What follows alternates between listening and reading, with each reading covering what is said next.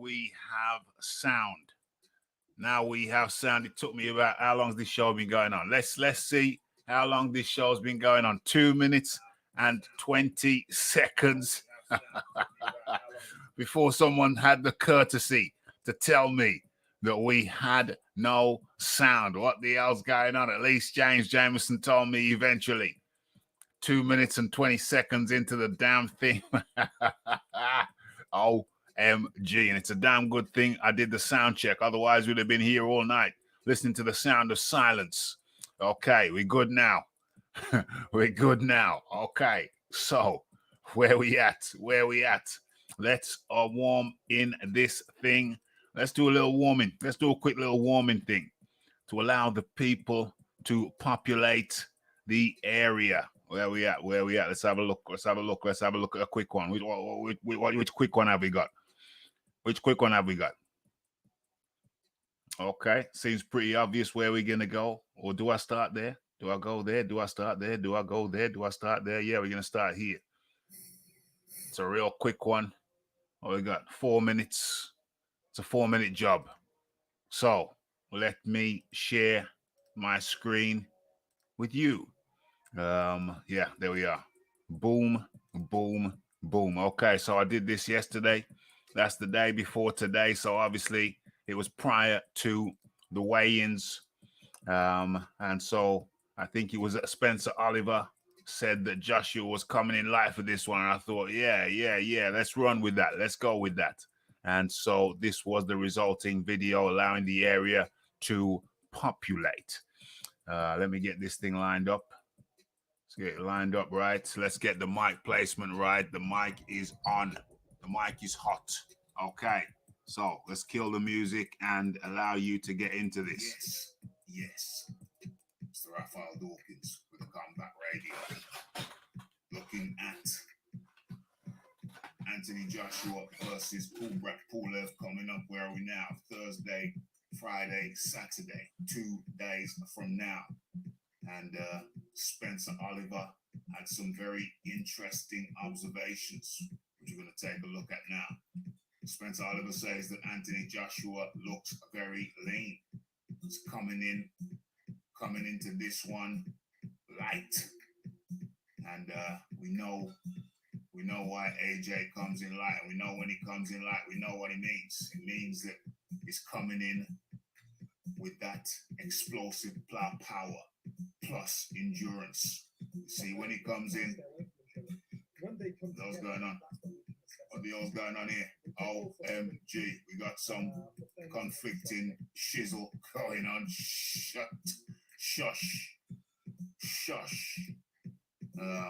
What's his name again? Slips me. Okay, so we know what it means when AJ comes in late. It means he's going for the explosive power plus coupled with the endurance. He knows that Pulev is a very experienced veteran in the game with one hell of a ramrod jab. Very seasoned, very schooled. So it looks like AJ is covering not just the explosive power angle when he comes in heavier, and not just the endurance, but it looks like AJ's coming in with the double combo. He's coming in with the endurance and the power. Best of both worlds. That's what it looks like he's looking for. And so looks like we're in for a treat come Saturday.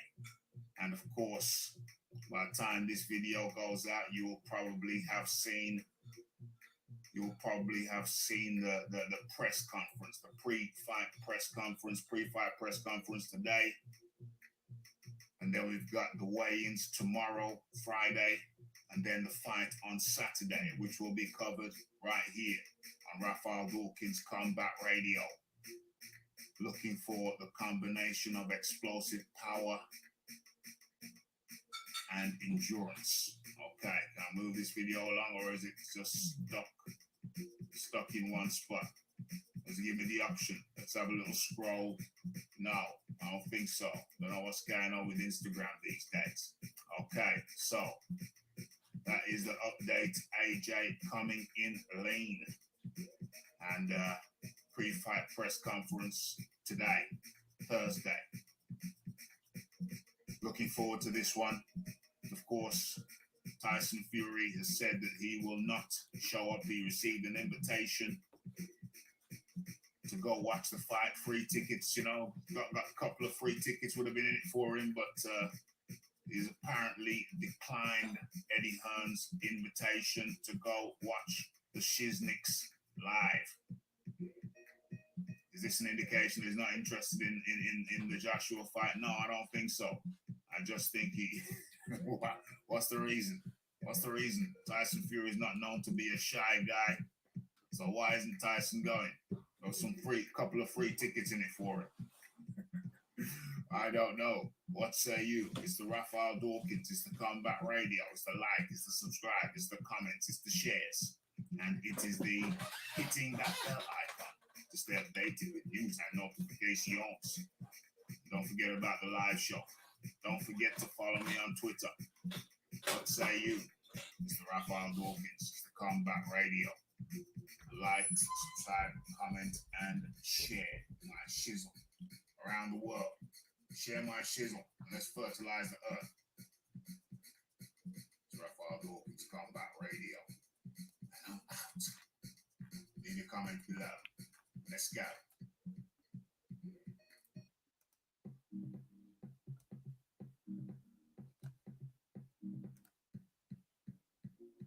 Okay.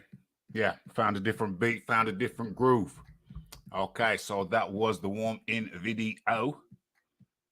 Now let's get back into the live Shizniks. Uh-oh. Where's the action? Where's the action shot? Where's the action shot?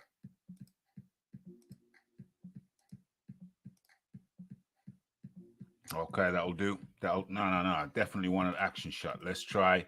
Let's not settle for less than what we want. Let's go for the shot. Okay, there we go. That's an action shot. Right. Let's see what's going on. Looking good. Thumbs up for the sound. Thanks for letting me know. It would have been a bit awkward. It would have been a bit awkward if we went through the whole damn thing with no sound. Okay, so let's get situated. Let's get on with the show. So where we at? Where do we begin? Okay, well, let's do the roll. Well, no, first things first, let's drop the link. Boom, boom, boom. Okay, so let's get into this. Nanu, all good earthlings and Raph. Where are we? After the weigh-in, Joshua said he was sparring yesterday. Wow, nobody spars the week of a fight. That's most unwise. I was surprised to hear that. Well, I hope that when he said he was sparring yesterday, what he actually means was he was doing some light movement. Maybe in the ring. But I hope he wasn't actually sparring. That's not protocol. That is not good protocol. And also, that's how he got allegedly concussed prior to the Andy Ruiz fight. So I hope he wasn't doing that. Over an open fire. No, we had geese. It was geese last night. And tonight I thought, I'd just slum it and go with the corned beef and the Mexican rice with a nice side salad, the nice condiment, a Worcester sauce.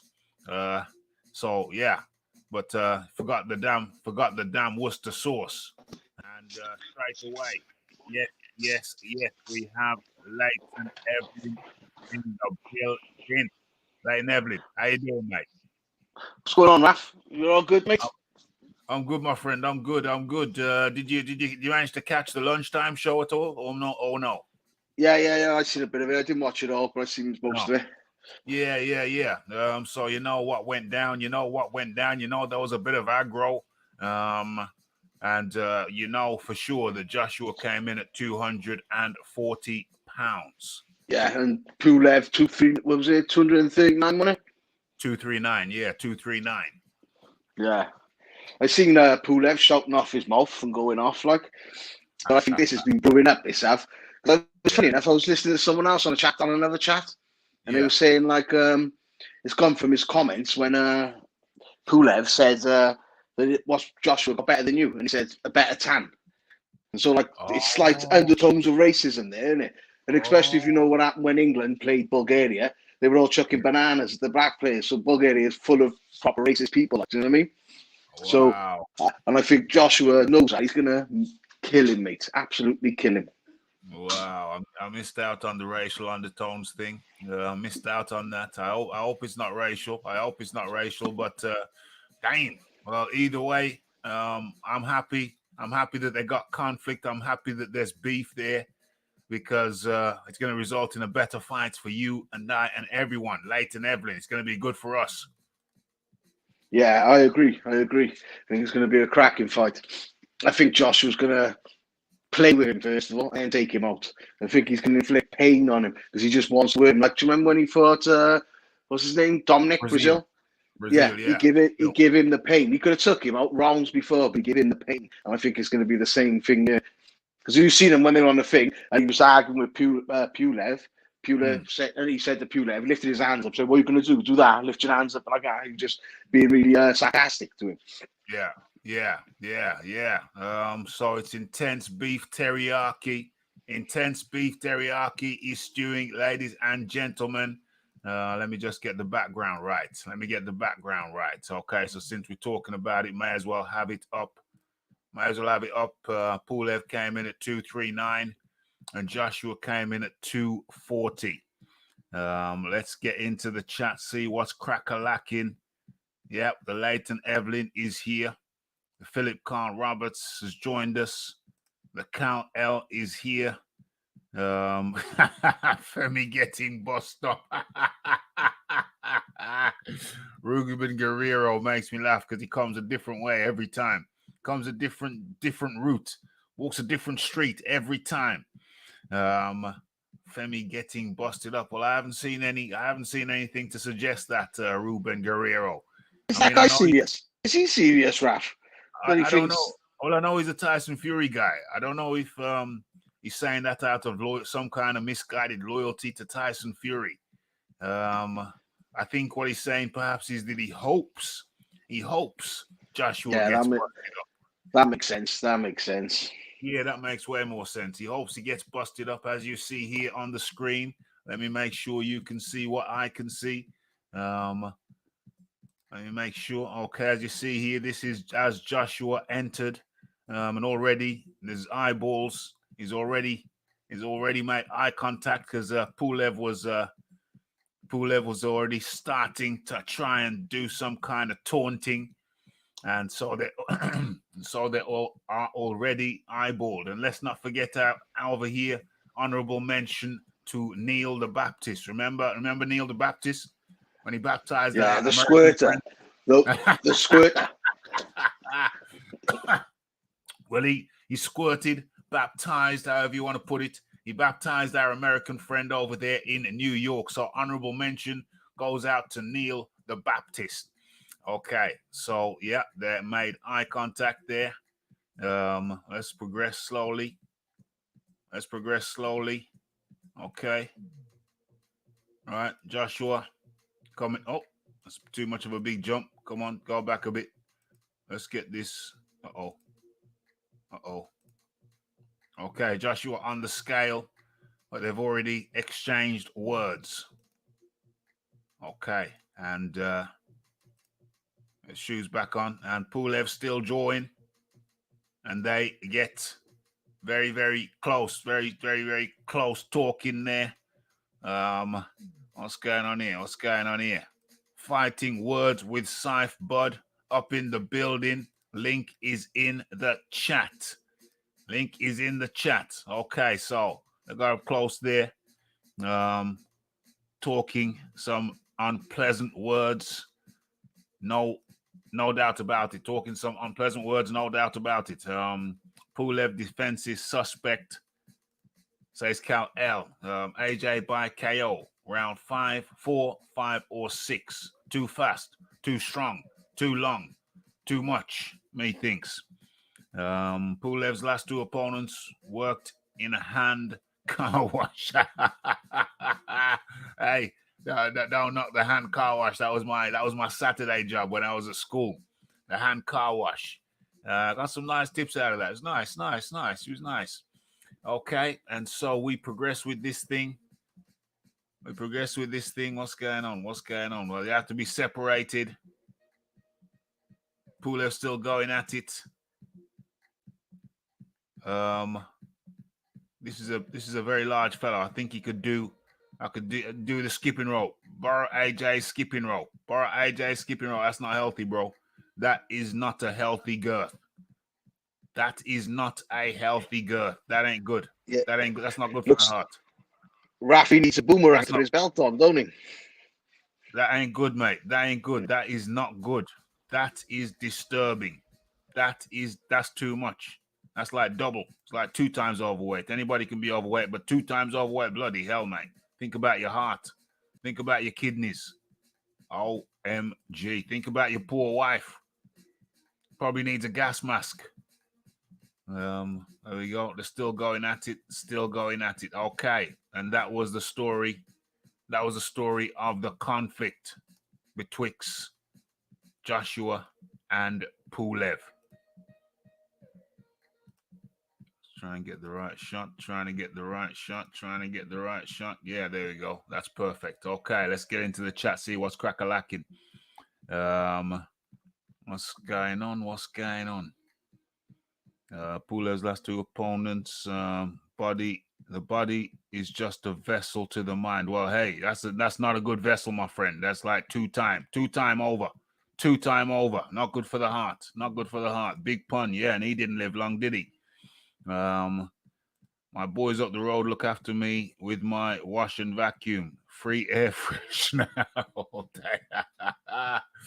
Okay, right. So that's the story of Joshua v. Pulev. Looking forward to it. What's your prediction, Leighton? I think it's going to be late rounds. Like I said, he's going to punish him.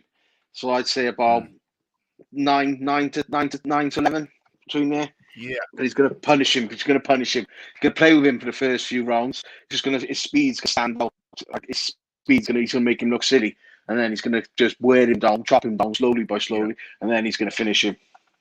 And in comes the man like Scythe Bud, how do you do? What going on, brother? What's the word, man? Yeah, man, it's all cool in the gang over here. What's crack-a-lacking with you? Man, it's all good on this side of the pond, man. I'm just ready for this weekend of boxing, man. It's actually filled up with a few good fights. You know what I mean? So I'm pretty excited about it. Yeah. Okay, so let's start off with the AJ thing. What's your predict? Did you see the Wayne? Did you see my coverage?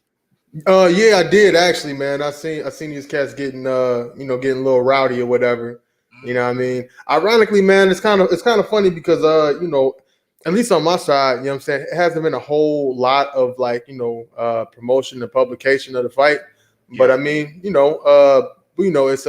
still on the post of boxing. So, I've been checking up on it.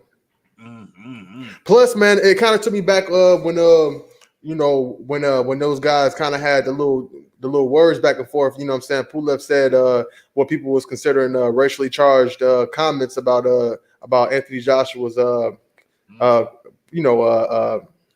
about his advantage. He said, does he have any advantages? And he said, okay, well, yeah, his advantages. He had a darker tan than I got. Maybe some people got ruffled behind that, but maybe Joshua felt a certain way about that. He was like, okay, I ain't gonna trip, but what I mean, I see what it is. Let me tell you, there's a history with it. See, because a couple of months ago, England played Bulgaria, and it was like a big game over in Bulgaria. And when we were there, all the Bulgarian fans were monkey chanting the English black players and chucking bananas at them. And the black players walked off. So they know the Bulgarian. Wait, what do you call it? You call it a monkey chanting? Monkey chanting. They were monkey chanting. Yeah, monkey. Is that that's like a real term y'all use? Yeah. Called racist monkey chanting to the black players. That's what they were doing and chucking bananas at them. It's calling them monkeys, And the black players walked off, and this was big. This was big news, big thing, big everything. And it was Bulgaria. Then their country is really racist. And then when he's come up with those undertones like that, he is back in that. Do you know what I mean? But he's clever saying what he's saying without saying what he's saying. Do you know what I mean? Yeah, I mean, yeah, that's funny to me, man, to a certain degree. Like not funny, but like funny, like they got a whole term for the nonsense. It's called monkey chanting. That's actually educational for me. I just found that out today. Yeah, well, I mean, yeah, it's could be chanting, boos, gestures, whatever. You put your own descriptive term at the end of it. But yeah, I mean, I don't follow football anymore, so I didn't really hear that much about it. I heard some mutterings, but not really. I didn't really hear it as clearly as you'd put it. But anyway.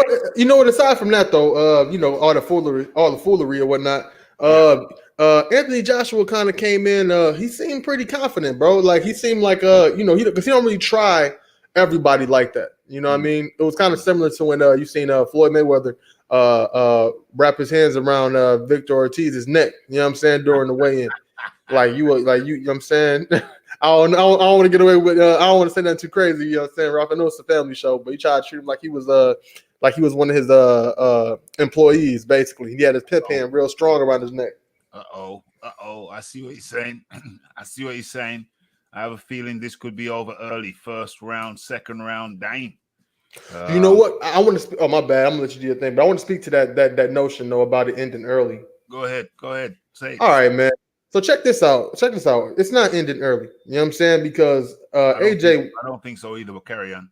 No, I don't think it's ending early. You know what I'm saying? First off, I don't think that AJ really wants to end it early. He wants to get those rounds in. Yeah. You know what I mean? Because when was his last fight? Was his last fight? December the 6th. Yeah, December the 7th in Daria. December the 7th in Daria last year, 2019. That's a long time, man. Plus, I even heard that he'd been sparring up, up to Thursday of this week. You know what I'm saying? So, he really wanted, you know what I'm saying? He wanted to throw them hands. You know what I'm saying? He got that spirit in him. He wanted to throw them hands. I think it's a good look because, I compare this fight kind of to like how we seen Errol Spence and Danny Garcia. Yeah. You know what I'm saying? Pulev isn't necessarily he's not the guy, or he's not he's hanging right there at the elite level. He's right there scraping the bottom. That's a good comparison. The reason I don't think it's going to end so early is because Pulev ain't no punk. Let's not get it twisted. I haven't got his fight stats up in front of me, but he hasn't lost many times. So Pulev, he's only lost once, Raph, to Klitschko. That was to Vladimir Klitschko. Yeah, that's what I thought, but I didn't want to say it just in case I was wrong. But thanks for that. He's only lost once to Vladimir Klitschko. And if anybody watched that fight, it was Klitschko was fouling all night long. Or am I confusing that with the Povetkin fight? But either way, he ain't no punk. Only lost once.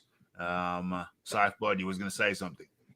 Yeah. So I just think that I don't think he necessarily can just get him out there in a couple rounds. Right. Even though Pulev's he getting up there in age, I don't think he can get him out there in rounds. And I think the Pulev really want to come out there and he want to box. You know what I'm saying?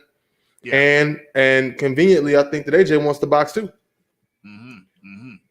Well, Pulev was emboldened by what happened over there in New York. I feel he was emboldened. I thought, we've seen the method here. If I can get into his head, there's a mental chink. If I can get into his head, that's how I beat him. I can't beat him physically, but maybe I can beat him mentally. Leighton Evelyn.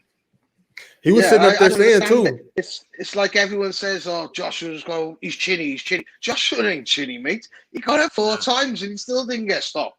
But they all think, "Oh, it's easy. He's chinny. Joshua is not chinny at all, mate." You know what I mean? But I don't know, for some reason, Pulev thinks that he's some special something, and he's gonna win. He got no chance, mate. He got no chance. He's gonna get hurt. He's gonna get embarrassed. And he ain't even having a big payday. His big payday he should have took 2 years ago, but he didn't take it. He bottled it. You know what I mean?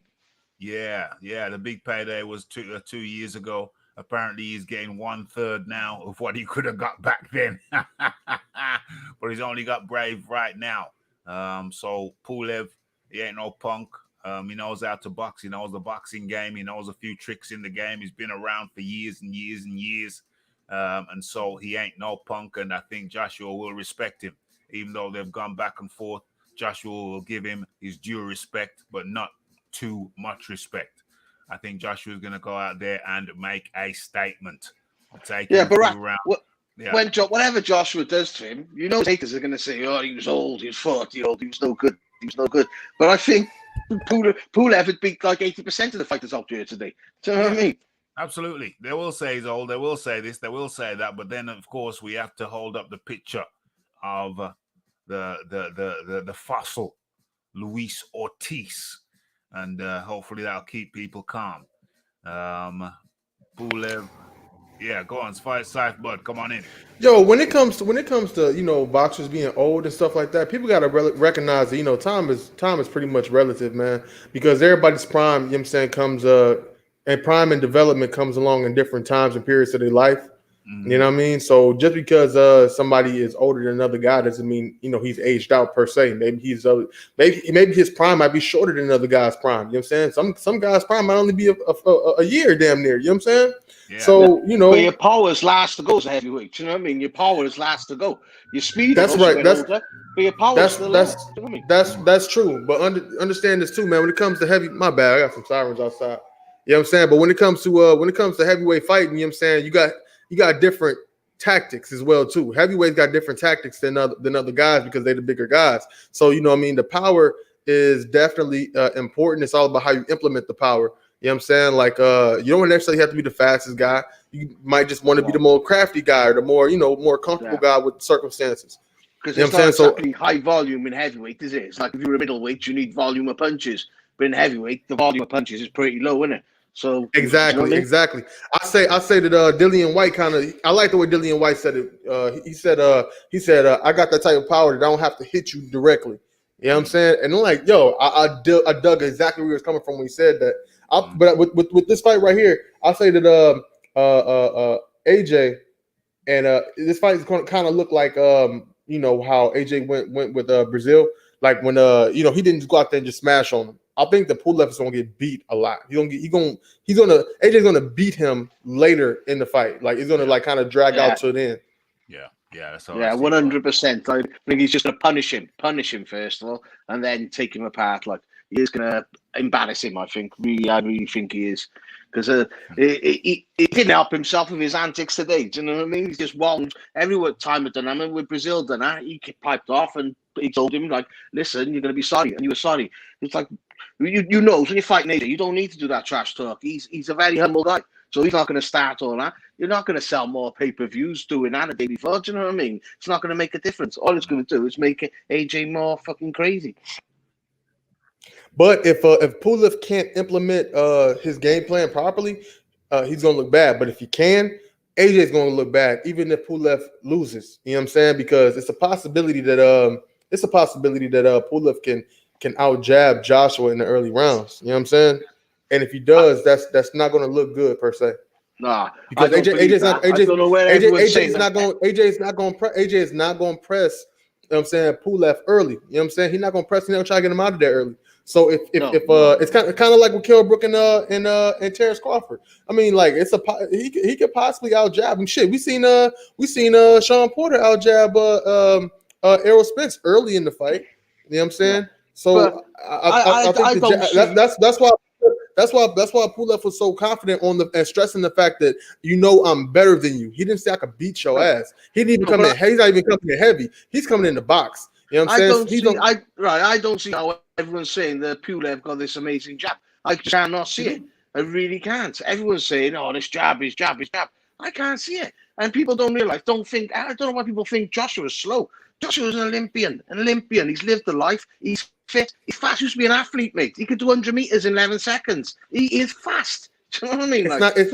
It's different types of speed, though, bro. And on top of that, you know what I'm saying? It's different type of speed. Yeah, there's timing. There's timing. I understand that. There's timing. And the fluidity of the movement. You know what I'm saying? Joshua is pretty much really starting to come into his own as far as being fluid with his movement. You know what I'm saying? He was known for being a little stiff at some point in time in his career. I'm not saying he's the same guy now, but you know what I'm saying? Like Pulev been doing what he does.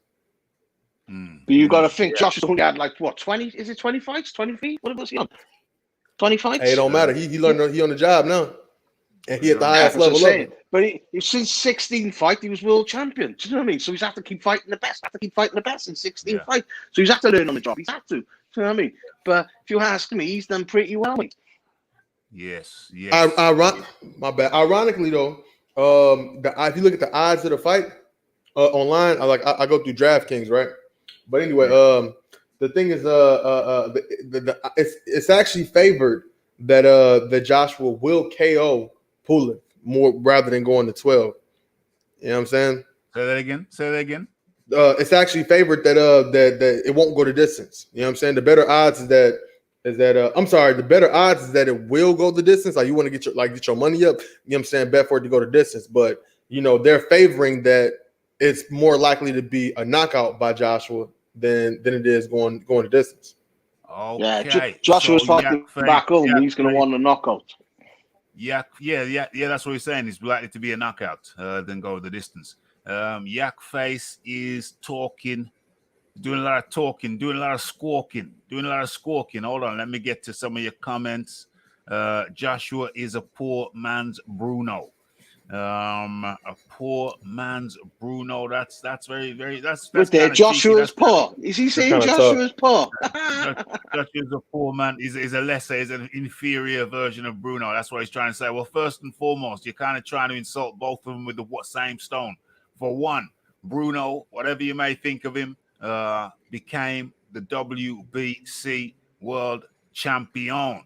So you can't take that away from him. Never, ever, ever. And now Joshua is the unified world champion. That's something that that's something that you have to, as a boxing fan, you got to respect that. And if you don't respect that, that's on you. But you're doing a lot of talking, a lot of squawking, and even a parrot can talk. So that's okay. But let's try and get some. Let's try and bring this thing to a resolution. Okay. Yak Face says I'll win £1,000, dollars, whatever, thousands. What is it, 10,000? Okay. So let's take care of you. Let's scroll down here. Who you got, Yak Face? Who you got, Yak Face?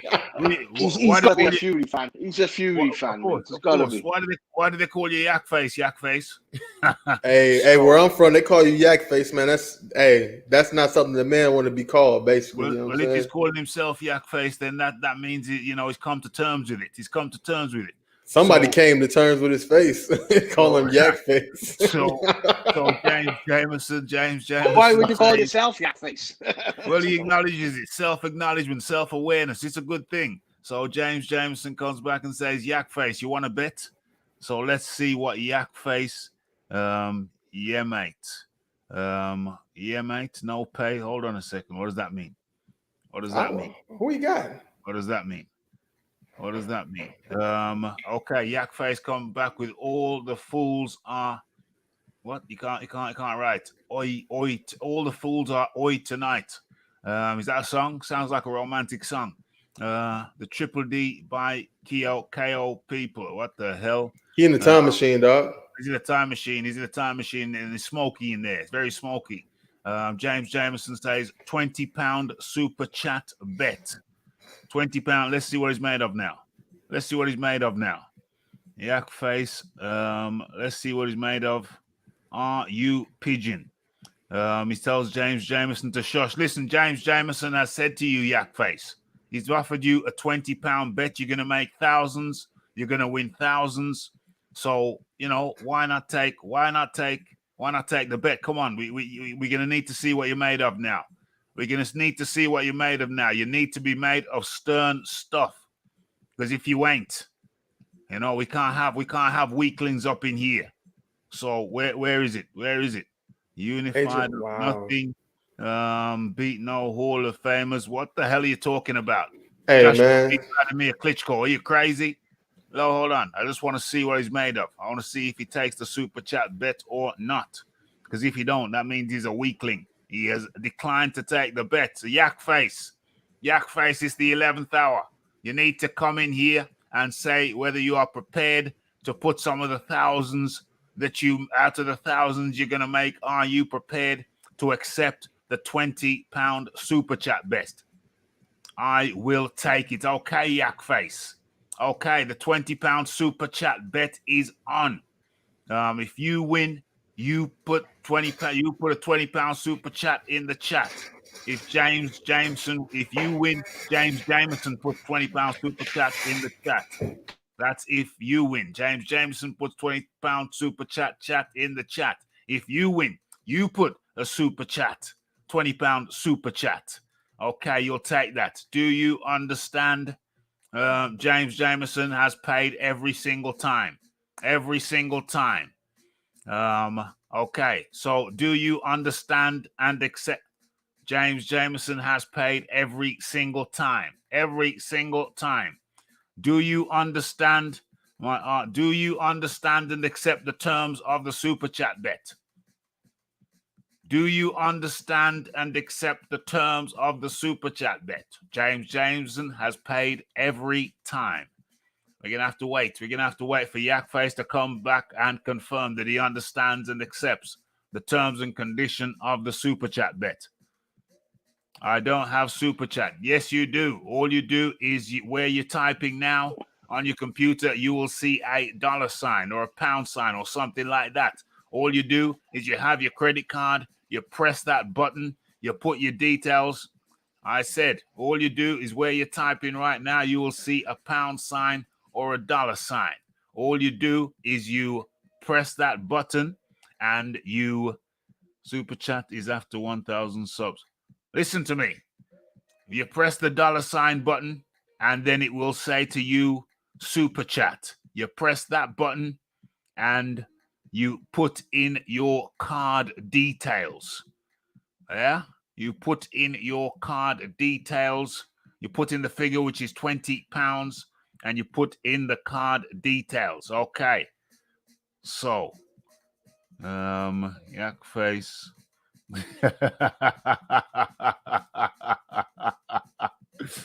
Yeah. So, do you understand? Do you understand that, Yak Face? Do you understand? Yeah, the super chat, that's correct. Mate, he won't understand. He calls himself Yakface. Anyone who calls himself Yakface, you ain't got much intelligence. No, I'm determined to get it through to him. I'm determined to get it through to him. Yakface. Yakface. Yakface. Yakface, do you understand? Do you accept the terms and conditions of the super chat bet? Do you understand? Okay, so I'm going to take that as a yes. Okay, so we'll see you tomorrow, Yakface. I accept. Okay, I accept. We got it down there in writing. We got it down there in writing.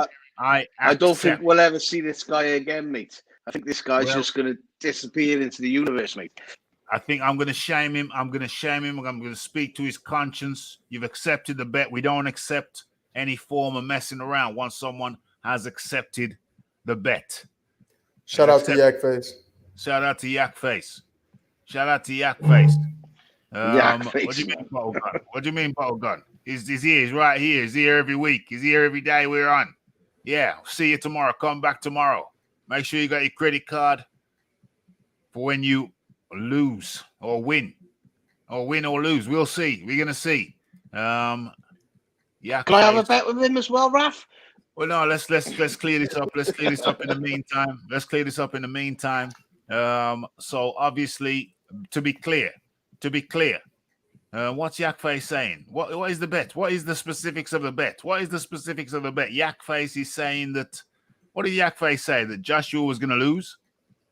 Yeah, he's Kubrat. He's saying Kubrat's going to win. Yeah, so okay. So Yakface. Oh yeah, there it is. We got it.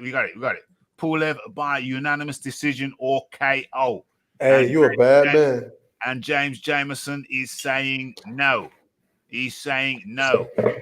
So it's like taking candy from a baby, mate. Candy from a baby. That's what Yakface is saying. Pulev by unanimous decision or KO. And James Jameson is saying no. That's not going to happen. The bet is a £20 bet. It's a £20 bet. Yak Face is full of it, says BG London. 20-pound bet. Okay, it's there. It's there in black and white. It's there. It's written in stone. Okay. So can we get back to reality, Raphie?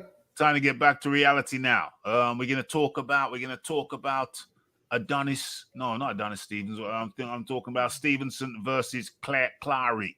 Ooh. And you're the American on here, so lead the way. Lead the way. All right. Well, I'm gonna just say it like this. Hey, before I go in, man, I'm gonna get your name right. Is it Leighton Evelyn? The other guy on the chat? Evelyn. Yeah, Evelyn, mate. Leighton Evelyn. All right. Can I call you Ellie? Yeah, mate. Yeah. I'll just call you Leighton. I'll call you Leighton. All right, salute, fam. Hey, but all right, I'm gonna go into this. Shakur Stevenson thing, man. Yeah. Hey, now the guy, what's homie name? His name Clary Khan, Tucker Khan. Yeah, Tako Khan, Clary. Yeah, I've seen him fight before. He actually, you know what I'm saying, is a decent little fighter or whatever. But I mean, he's like obviously like levels below Shakur Stevenson is as far as like athletically and as far as reflexes and things like that. And he's a smaller guy as well too. Shakur both of these guys are. He's special. You know what I'm saying? You know what I'm saying? And but Tako Khan is like actually like he's a nice, slick little fighter. I've seen this guy before. I've just realized. Yeah, I recognize him. Okay, yeah. The hair different though. Yeah. I just recognized his face. I recognized him. Yeah, okay. I've seen him fight before. Carry on. So it's actually like a little cool fight to see, bro. Like really, obviously I'm going with Shakur Stevenson. You know what I'm saying? The thing is with Tako, man, his defense is like lackluster. You know what I'm saying? He really has he got a few bad habits. He like to drop his hands after he throw. Mm-hmm. And he's fighting another southpaw, an elite southpaw, a young elite southpaw at that's bigger than him. And they're gonna have that closed stance thing going on, and the fact that he drops his left hand after pretty much all of his combos is pretty much food for Shakur Stevenson's right hook, and you're gonna be able to see a nice knockout from Shakur Stevenson tomorrow. Well, you think he's gonna get a stoppage? Do you? He's getting the stoppage, right? And I don't. But this is the thing. Tako actually has a nice like output, nice punch output. You know what I'm saying? So it's going to be a nice, scrappy fight at first. You know what I'm saying? You're going to see these guys scrapping. Shakur's going to be getting hit. You're going to be able to see him because he's going to throw more punches than Shakur. He's going to be running, but he's going to be throwing more punches than Shakur. And you're going to be able to see Shakur's chin get tested. You know what I'm saying? But Shakur taking him out of there. You saying that fight's worth staying up for, do you? Because we have to stay till 3-4 o'clock on. How do you guys watch it after? Do you guys have options to watch it at the playback on it or what? No, we see it live. At the same time you see it. It's all just broadcast. It's no because over here we got the ESPN Plus. So if you fucking just say I'm gonna go to sleep and wake up the next day or wake up hours later and watch it, you can always replay it. Yeah, you got facilities. You got facilities to do. You can record it. You can't do that, Leighton. You can't do that. No, I can't record it, but I can watch it the next day on the app. Because I got the app, the Fight app. And I'll watch it on the Fight app. Oh, that's a specific time or whenever you want to. It's whenever I want to afterwards.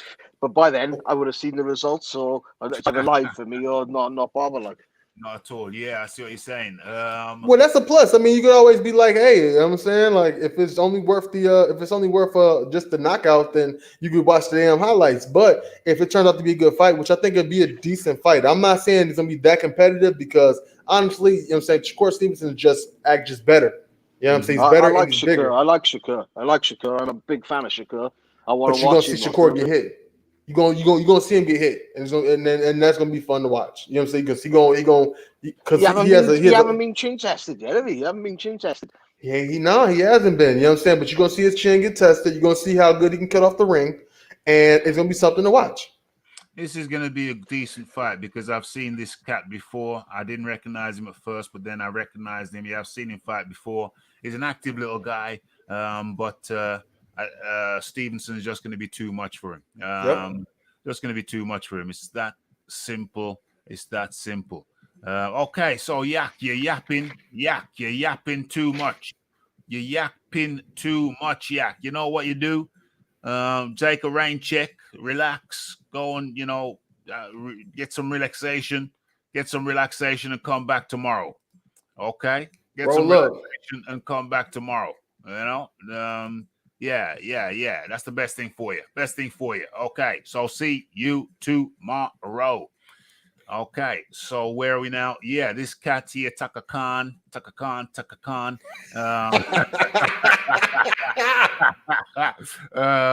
He's a nice little fighter. He's got some output on him, but he's a couple levels below Stevenson. Yeah, but it will be fast. Yeah, he's fast. It will be worth watching.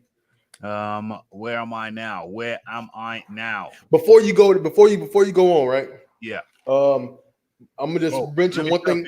Let me stop you. Remember what you're gonna say. What did AJ and Pulev weigh? Pulev weighed 239 pounds and Joshua weighed 240 pounds. Joshua came in very, very svelte. I've done 2 videos on the weigh-ins, short one and a long one, but it's got footage in there, so you'll see what kind of condition Joshua's in. Very, very lean and mean. Saif Bud. Hey, shout out to Iron Kong in the chat, man. What up, homie? Is he in the chat? Oh yeah, there he is. Iron Kong up in the building. Jump on, Iron Kong. Jump on, mate. Yeah, jump on. There you go. Boom. Yeah. I remember what I was gonna say. Yeah, I'll say this though, man. It's really a good look for Joshua to be fighting Pulev, because I think it's good practice for Usyk. You know what I'm saying? Not that he really necessarily needs practice for Usyk, but just to wrinkle, you know what I'm saying, iron out some wrinkles. You know what I'm saying? Yeah. Practice for Usyk. I don't see that. Their styles aren't similar. The Fury fights next, mate. The Fury fights next. Trust me. I don't think so. I honestly don't think so. I think he's gonna fight Pulev. They're offered £100 million each. £100 million each. They both offered. It's a £200 million fight. The Saudis are paying it because Gareth A. Davis said it the other day. Said he was told they're going to offer £100 million each in Saudi Arabia. They're not going to turn that down. They're not going to turn that down for nothing. They can't turn down that kind of money. They say a lot of stuff, bro. Like y'all really, you know what I'm saying, y'all really taking their words, you know what I'm saying, their word for it, like really well. I mean, Gareth A. Davis is a reputable reporter. He's really good, and he said he's been told that they've been offered for the site fee alone because Saudi wants everyone to go over there. Like they're like trying to make it a new because they're seeing what's it called, Dubai's doing. Saudi are trying to get tourists over there, and they're oil-rich company, and they love Joshua. They love Joshua over there, the princes and that. So you saying they are what is the offer? 100 apiece, 100 mil. 100 million each, 200 million for the site fee, 200 million. So they're guaranteed 100 million each. When Joshua, after Joshua take care of his obligations. And then they can get into it. They've agreed to 50-50, 2 fight deals, and they're going to take him, mate. Trust me. There's no way Fury's going to turn down 100 million when he can go fight Wilder for what, 20-30? I won't even get that, I don't think, this time around. Hey, Saif Bud. When Joshua and Fury are fighting over there in Saudi or wherever for the 100 mil, do you think that Wilder will go for the fourth Ortiz fight? Look, man, Raphie, you on some bullshit. All right, so no. And you got to think, Saudi's tax-free. It's tax-free in Saudi. Hold on, before we pass go, damn it, and Raphie get off that bullshit. You know what I'm saying? So it's just a question, bro. It's just a question. When did these fucking Saudis say that they wanted the fight to happen? Like what's the timetable? Because I'll be real with you, man. Like, do you know how much they paid Joshua for the Ruiz fight? Do you know how much they paid for the Ruiz fight? I'm not saying they don't got the money. We all know. We all heard the Busta Rhymes song. We all know they getting Arab money over there. Like, it's real. I dig it. I feel you. So, but my thing is this though. When is it gonna happen? And who actually said that this is who broke the story? Listen, I'll explain to you. MTK Global already set up this deal. They've gone over there. This is why they agreed to the 50-50, because they put out their figures. What would you pay for this fight? They told them what they paid for this fight. So they've come back to Joshua and Fury and said, listen, it's 200 mil over there if you take the fight there. That's where they both agreed straight away, 50-50. It's no 64, it's 50-50. And they're going to go over there, going to get 100 mil each. If you watch Raphie Davis's on IFL interviews, he's been told that the Saudis have offered 200 mil, mate. So what is Oh my God! Why is so hard to understand though? Because if Joshua got paid in the region of 85 mil to fight Ruiz, then another 25 mil to fight Fury, you find that hard to believe, Saif? But I'm not saying I find it hard to believe. I'm just saying the fact that you actually not even doing the math right, Raphie, because you just added on 25. It's an extra 125. It's 200 mil. That's what I'm saying. No. 25 mil to Joshua, an extra 25. I dig that. I'm not saying Joshua not ready to fight. I'm not saying neither one of them are willing to have that happen. I mean, this is breaking news. I didn't hear the story yet about 100 mil apiece. Breaking news, bro. You're Raphie Dawkins Combat Radio. That's what happens when you come over here. The Saudis are thinking they'll bring in tourism. That's what it's about, tourism. Like most countries will spend advertising the tourism, spend that anyway. But Saudis are paying that to get those people over there. They'll bring the British, they'll bring the Americans, and then when people go there, they'll travel back and forth there for a holiday. And that's what they want. So it's tourism, mate. Do you know what I mean? Your homie Leighton, man, you got to drop a link in the private chat or the chat. Let me see that link somewhere, man. I got to see that for myself. Well, not now. Because go on IFL. Do you know IFL? IFL channel, Cassius. Cougar Cassius. Go on IFL with Raphie Davis. Raphie Davis says it.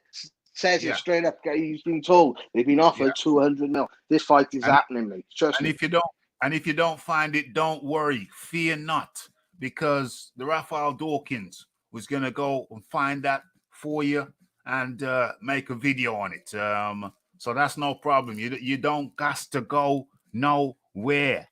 Why Raph always and now Wilder's looking stupid in the cold now, isn't he? You know what I mean? Sorry, in the cold, man. Down his own money, and he's got to watch them earn 100 mil for one fight when it could have been him. He said it himself. He said himself, I turned down bigger money for you. And now the guy he says he turned down bigger money for, he's taking that bigger money that he had previously turned down. Okay, so let me deal with Heinrich. Okay, so Heinrich Smith says, why Raph always has to shout that loud? Keep calm. It's just boxing. How do I respond to such idiocy? Ask him where his card is, Raph. Where's his card? How do I respond to such idiocy? We're having a bloody conversation. Who's shouting? We're talking. We're men talking. This is how men talk. How do men talk where you come from? Huh? Do you talk in a whisper? Do you whisper in each other's ears? Is that how you do it? You have to get real close and whisper in each other's ears? We don't do it over here. We don't do it like that over here, my friend. We're men and we talk as men do. Okay. So, yeah. So that answers that question. Who's this cat here? Who's this cat over here? What's he saying? What's he saying? What's this guy? Who's this guy? What's lies?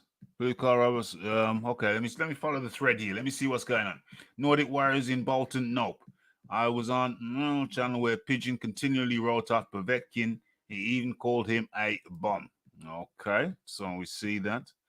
Lies, apparently. You grabbing what? What's he grabbing? It's on video. When? Link it. Or just lies. What's this guy on? You know what? I don't like your tone. I don't like your tone. Where are you? I don't like your tone. Yeah, so you need to just get the hell on up out of here. Yeah, you need to come over here with some manners and courtesy. You need to know how to conduct yourself when you're over here on the Raphie Dawkins Combat Radio. You need to know how to move. You know what I mean? Yo, Needs- fighting words. needs- The Raphie Davis done an interview on the Zone as well. I think it was with with Mannix and Gabby Logan. He said it on there as well, mate. Okay, so yeah, I'm gonna check them out, and I'm gonna do a little video. I'm gonna do a little video for the non-believers. For the non-believers, we're gonna show them the light. We're gonna lead them up the righteous path and show them the light. And when we finish with them, even Scythe Bud will be a believer. Scythe Bud, do you believe? Yo, Leighton, man. I didn't catch what you said, brother. What you say? He said On it's the Zone. On the Zone with Chris Mannix. Raphie Davis done an interview with him and Gabby Logan, and he said about it there. On there, he said it's a £200 million fight they've been offered. Yeah, that's what I'm saying. I'm just now doing my little search online right now, so I'm gonna look into it, man. You said IFL. It was an IFL interview, right? Yeah, that's IFL. correct. IFL, mate. IFL. All right, it was on IFL. And was this like a live interview? Was it a print? Was it a print media? What was it? How did they announce this? Raphie Davis is a renowned journalist. He's big, huge, all around the world. Does UFC, does everything, and he's getting interviewed by Coogan, and he's telling him that Eddie has told him they've been offered £200 million for this fight. Okay, so they say they've been offered that, or are they saying that they actually took this? They actually signed a contract? Well, because the contract's not signed yet, is it? They've agreed to it. Once Joshua gets past Pulev, then they can go, boom, there we go. Let's go over to Saudi. Let's sign this contract. They can do it. And did they give a timetable in 2021? Like, did it say any time of the year? No timetable, but they want it for the summer. They're looking May, I think, May, June. Okay, that's a timetable. I just wanted to see. Yes. I need to see it for myself. That's okay, Scythe Bud. That's okay. We turn non-believers into believers over here. Your ass is crazy, bro. And in comes our man in the Caribbean. It is none other than Iron Kong. Iron Kong, how are you today? Yeah, Raphie, blessed, man. How you doing tonight? Yourself, my friend. Bless up yourself. Yeah, Leighton, Scythe Bud, what up, Chief? What up, brother? Yeah, What's going on, bro? Yeah, man, all good. I see you, man. I see you. Yeah, man. Talk to me, bro. Talk to me, Kong. Talk to me. Yeah, man. I mean, it's going to be a good fight tomorrow. I got my 199 the zone deal. Gonna watch my guy Oluwafemi. Physically discipline this man Pulev. Yeah, for 199. For 199. You know what I'm saying? Nice. When I watch my guy Oluwafemi do his thing, yeah. Wish him the best. I do, unlike other people. It's not 199 for us, Raph, because we can't watch it on the Zone. No, you can't watch it on the Zone over here. We can't watch it. You can only watch it on Sky. Yeah, we're watching it on Sky for £25. So I might catch an holiday to Spain and then watch it for 199. Carry on, Kong. Nah, man. Unlike I told you earlier, I do rate Pulev. He has a sort of a awkward style for a lot of people, but I rate Kubrat Pulev. A lot of people rating him out completely. I do pick Joshua to stop him in 7. Yeah. But people talking about this man like Joshua about to go out there and just walk over this dude like he's some absolute trash can or something. You know what I mean? But sorry, Raphie, you got to keep correcting me. You're not Joshua. We're talking about Oluwafemi here. You know what I'm saying? Yeah. Oluwafemi. Yeah. I ain't calling him Anthony Joshua. So that's my prediction. Joshua in 7. Yeah. And that's that. Joshua in 7. I got him from 7 till 9. Well, what did I say? 8 till 9, 7 till 9, 8 till 9. Anyway, from anywhere after 7, I think look for Joshua to take care of him.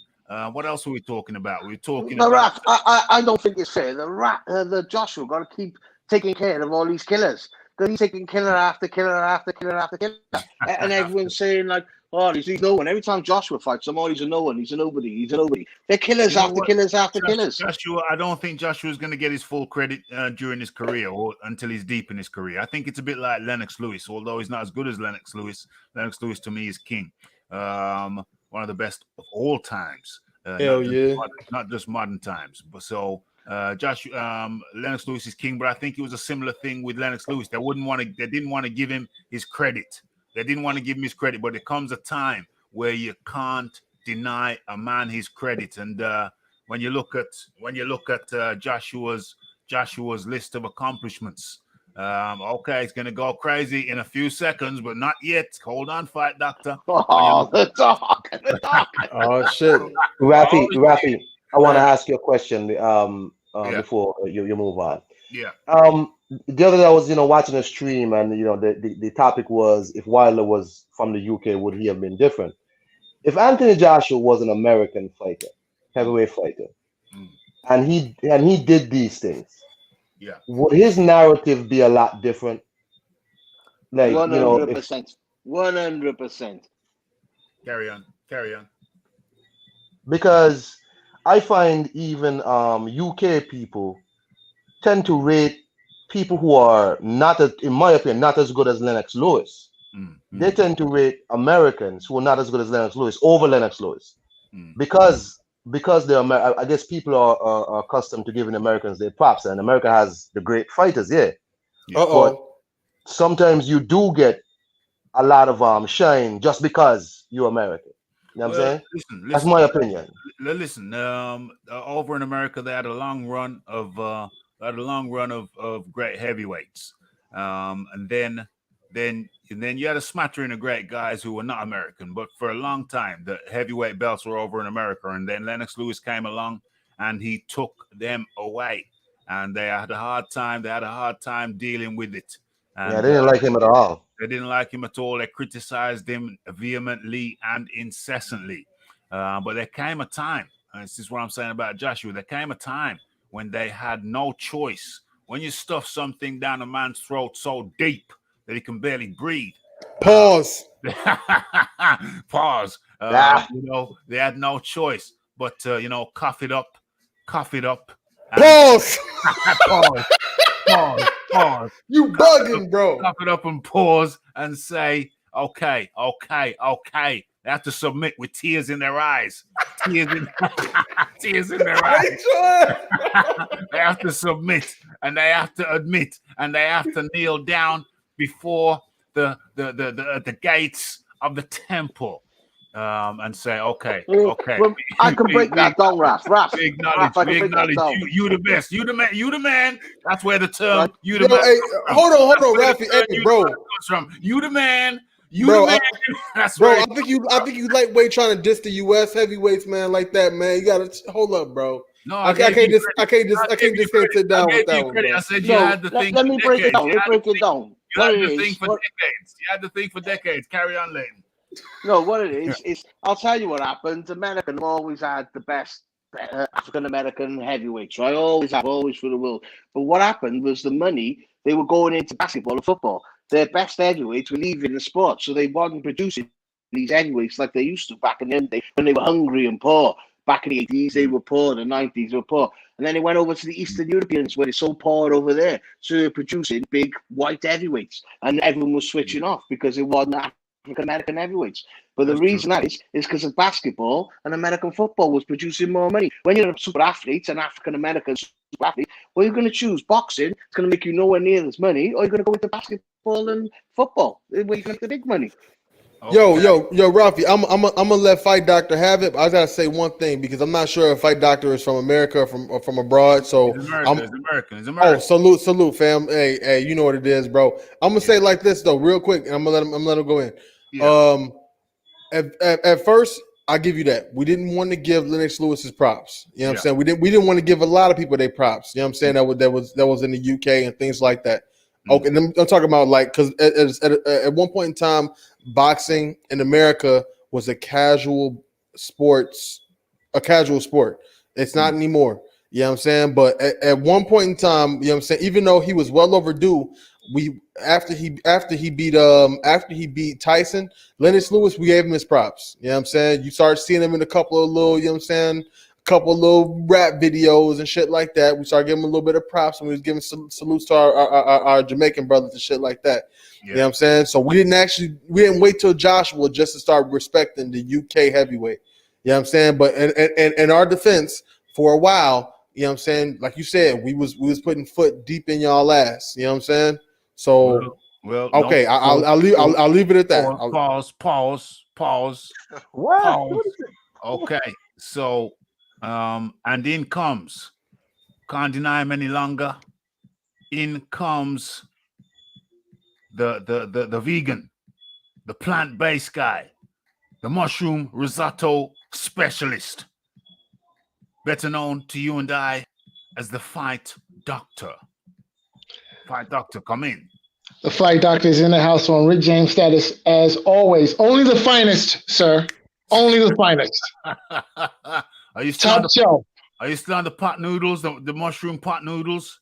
Only the finest, sir. I insist. Top shelf. That's all I want is a top shelf. If you don't have the top shelf, don't come at me. Okay. Don't come at me. Okay, got to get that vitamin D up in the system. Okay, Fight Doctor, where do you want to come in? You want to come in on Joshua, or do you want to come in on Shakur Stevenson? No, we're gonna cover all of that, okay? But Lennox Lewis. All right. Now, when Lennox Lewis, listen, I was able to witness Lennox Lewis from the time where he got knocked out by Oliver McCall all the way up to the Klitschko fight. So I saw the best and the worst of Lennox Lewis. I was always a huge Lennox Lewis fan, and I always thought that he was so short that he did not get his proper due. Even now, I don't think Lennox Lewis is properly appreciated for the talent that he was. Lennox could fight. Now, he had his shortcomings, yes, but Lennox was an exceptional heavyweight. And that's coming from an American who felt that, at the time when he was doing his thing, I think some of the criticism was over the top. Yeah. Yeah, Lennox was a great heavyweight. He reminds me a lot of Larry Holmes. Mm-hmm. Yes. Yeah. And in more ways than one, because Larry Holmes, he wasn't appreciated properly until after he retired. He caught a lot of hate. That's true. That's true. Same as Lennox Lewis did. A lot of hate that was unjustified. Unjustified hate. Doctor. Unjustified. Yes, sir. Hate. Okay. Question for you, Raphie. Sorry, Different Raphie, reasons. quickly. That last point you made about Larry Holmes, right? Yeah. Well, I heard that it's because Larry Holmes sort of came after Ali, right? And no, he went after Rocky Marciano. He criticized Rocky Marciano. So in terms of great heavyweights, it could have been Ali before that because he fought Ali, and so yes, that could have left a bitter taste because he beat Ali. So that was old ass Ali when he beat him. So is that true that a lot of the hate he got was because some of it would have been that, but another portion of it was because he was critical. It was because he beat Ali. That's why everyone hated him. He was critical of Rocky Marciano as well. So some of it could have been a portion to the fact that he beat Ali, like the fact that I like Sugar Ray Leonard less after he beat Marvin Hagler, like that. In fact, I liked him a lot less. Whoa! So it could have been, real talk. So that's a factor. The fact that he went after Rocky Marciano, said he wasn't all that good and more, got him a lot of hate too. But carry on, the Fight Doctor. Yeah, so Larry Holmes got a lot of hate for several different reasons, some of which you guys just mentioned. I think there was a racial aspect to it as well. And then, I think another part of the problem is Larry Holmes wasn't the charismatic figure that Muhammad Ali was. Yeah. Muhammad Ali,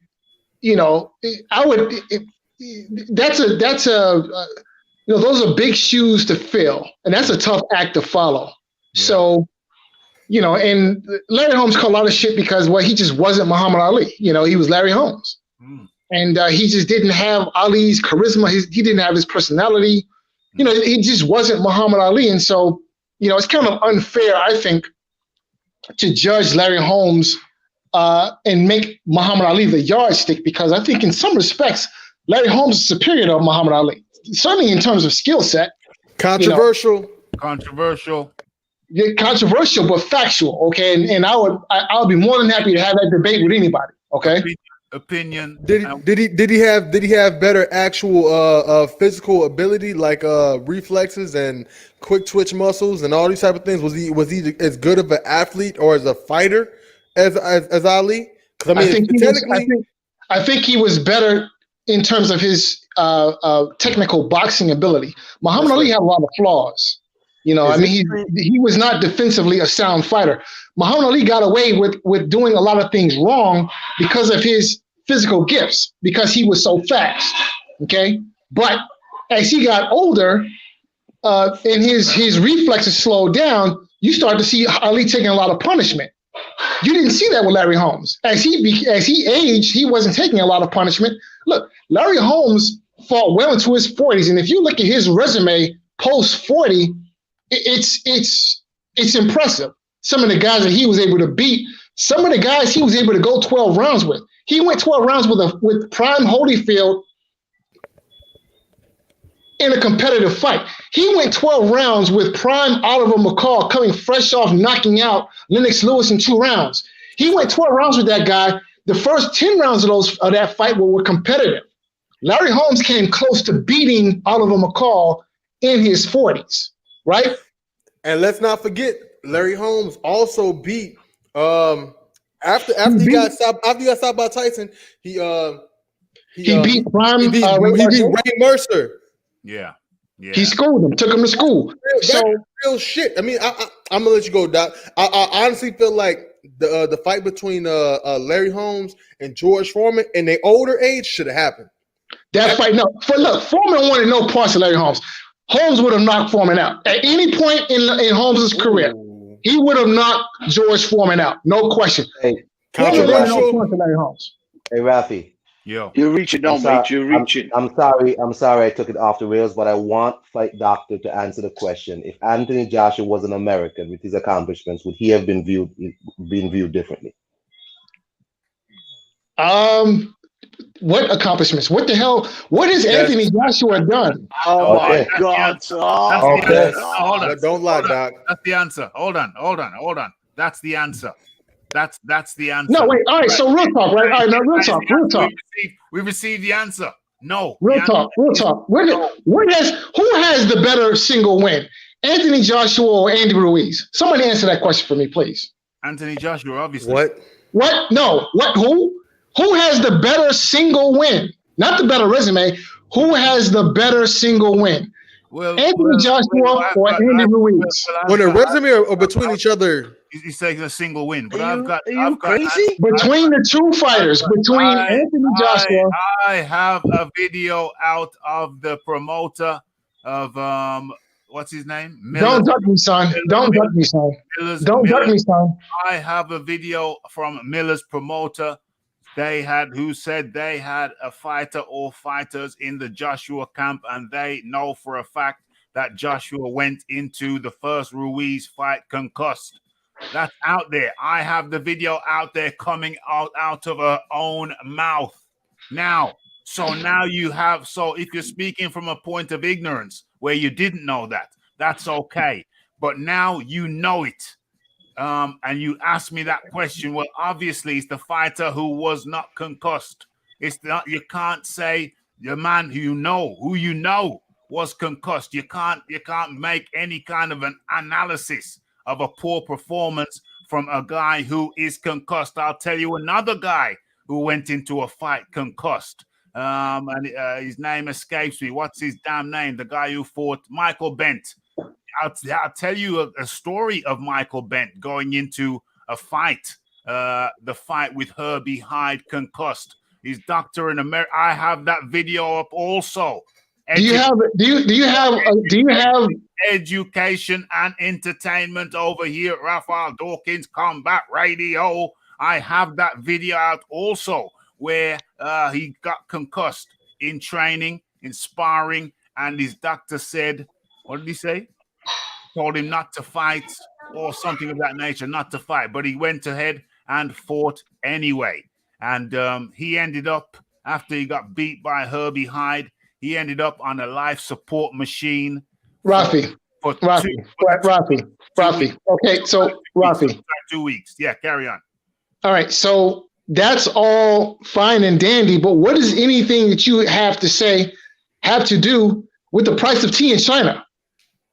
What do you mean? This directly relates to the question. The question. No, it does not. It does not relate to the question I asked at all. The question I asked is simple.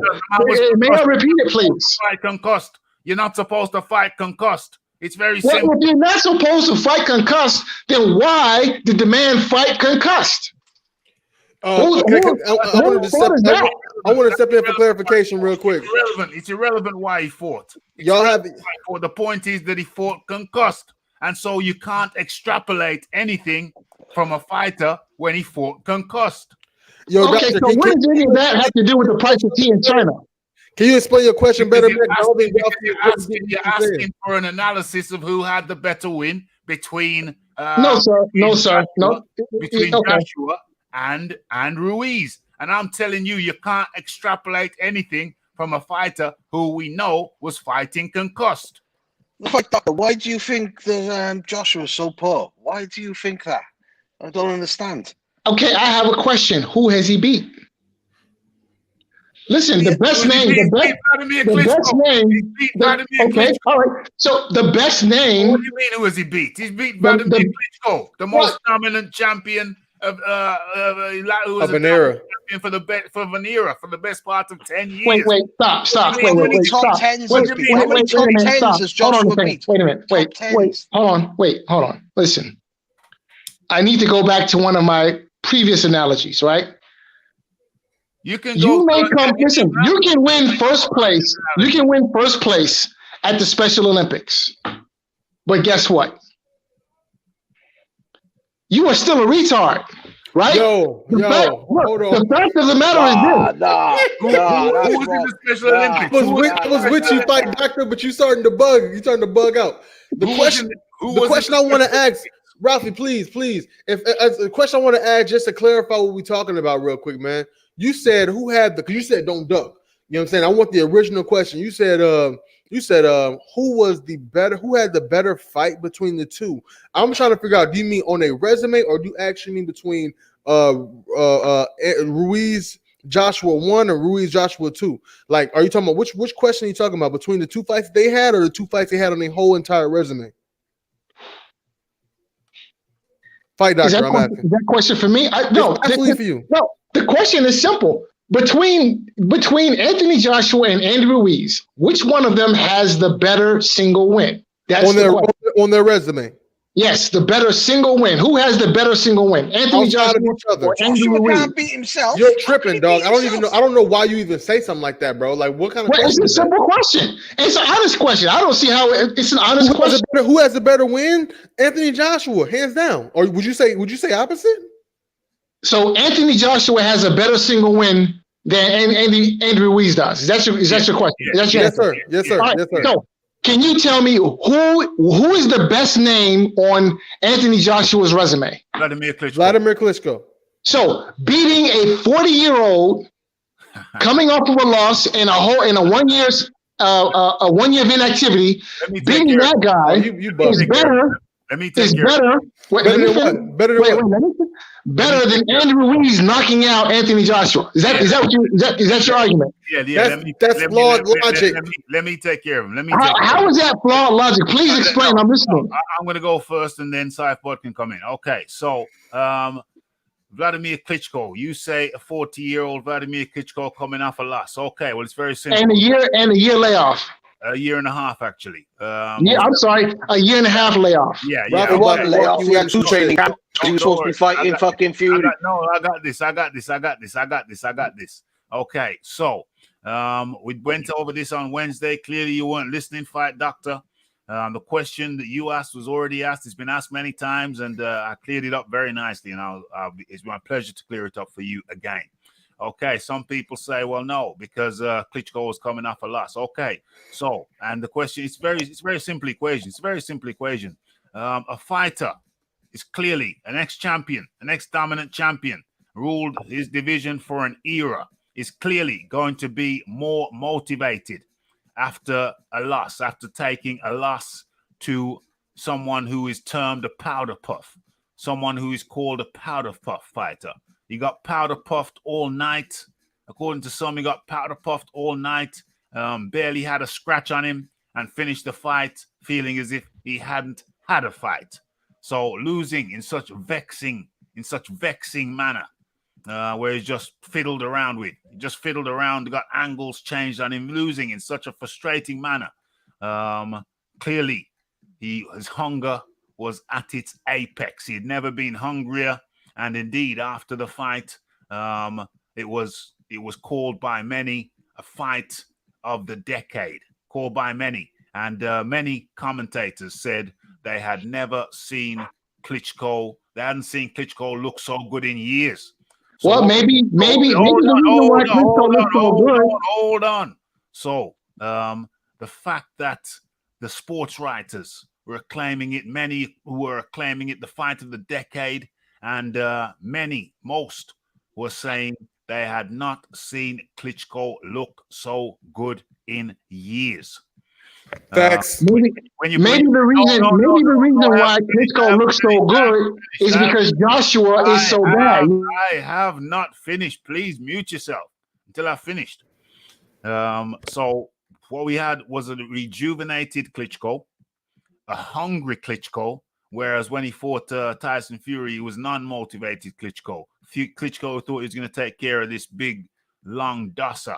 And so it was a Klitschko came in with a totally different mindset frame, totally different mindset, motivated, fire in the belly, hunger in the eyes, hadn't trained like a demon, hadn't looked so good in years. So it is my contention very easily that Anthony Joshua fought a better Klitschko than Tyson Fury did. And we're moving it along. Raph, and one thing I got to say to Fight Doctor was when Fury fought Klitschko, you know he was on PEDs, isn't it? Because he was on a case that Klitschko wasn't even told about, that he was on PEDs when he won that fight, mate. What does that have to do with Andy Ruiz having a better single win than Anthony Joshua? I'll tell you. Anthony Joshua can't beat himself up.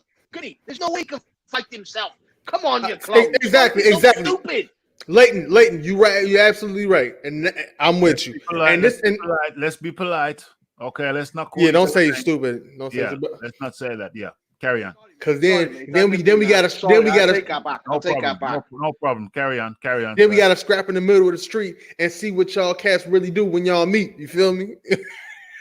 Yeah. No, okay. I'm done. Listen. I'm done. I understand. I was just playing. Hold on. It's Saif Bud's turn. Saif Bud, say what you're saying.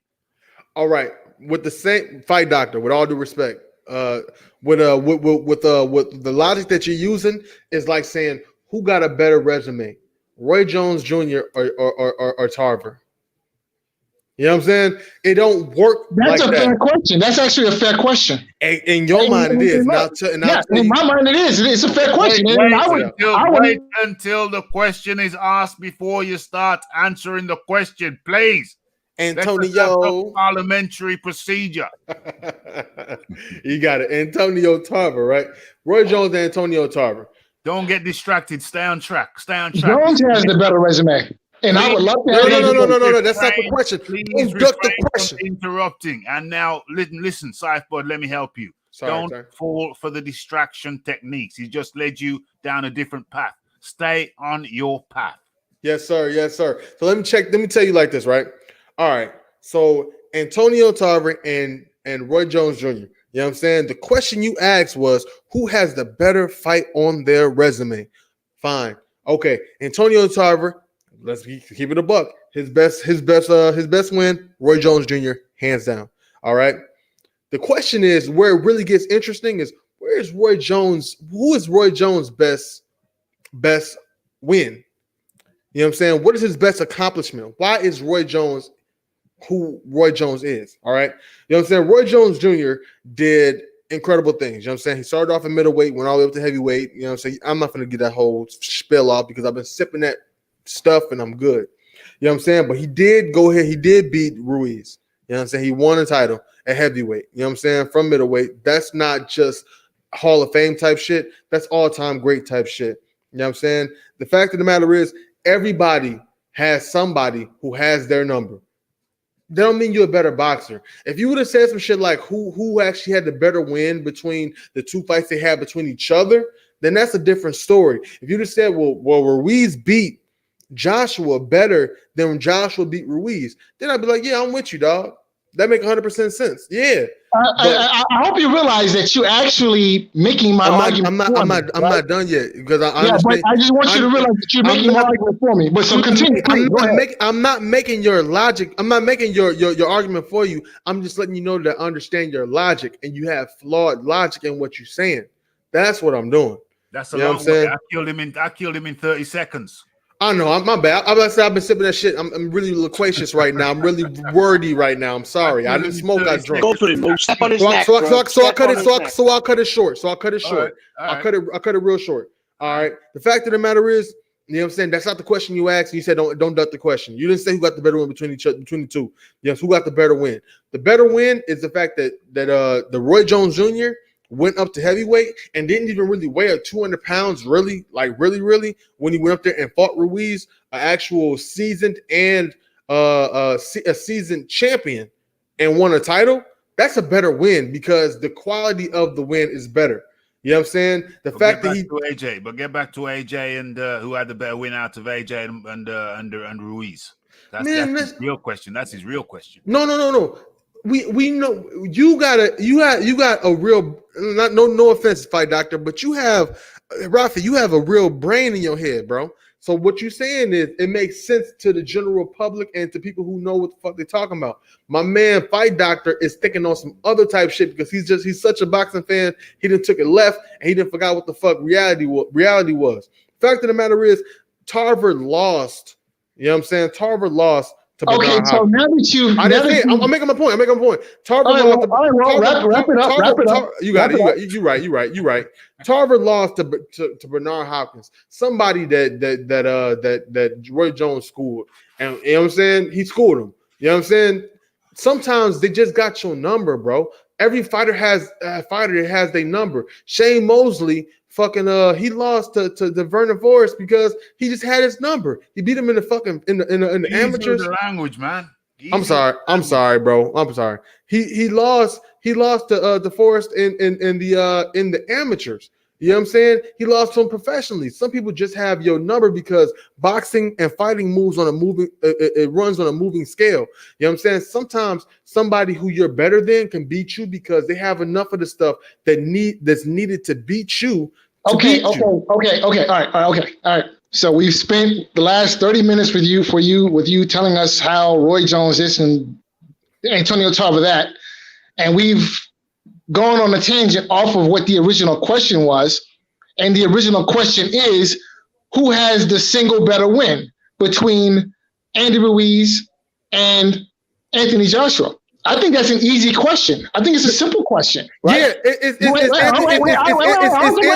Wait a minute. I promise y'all shut up. I promise you I'll shut up. We heard you. Wait a minute. We heard you. Shut up. Excuse me, sir.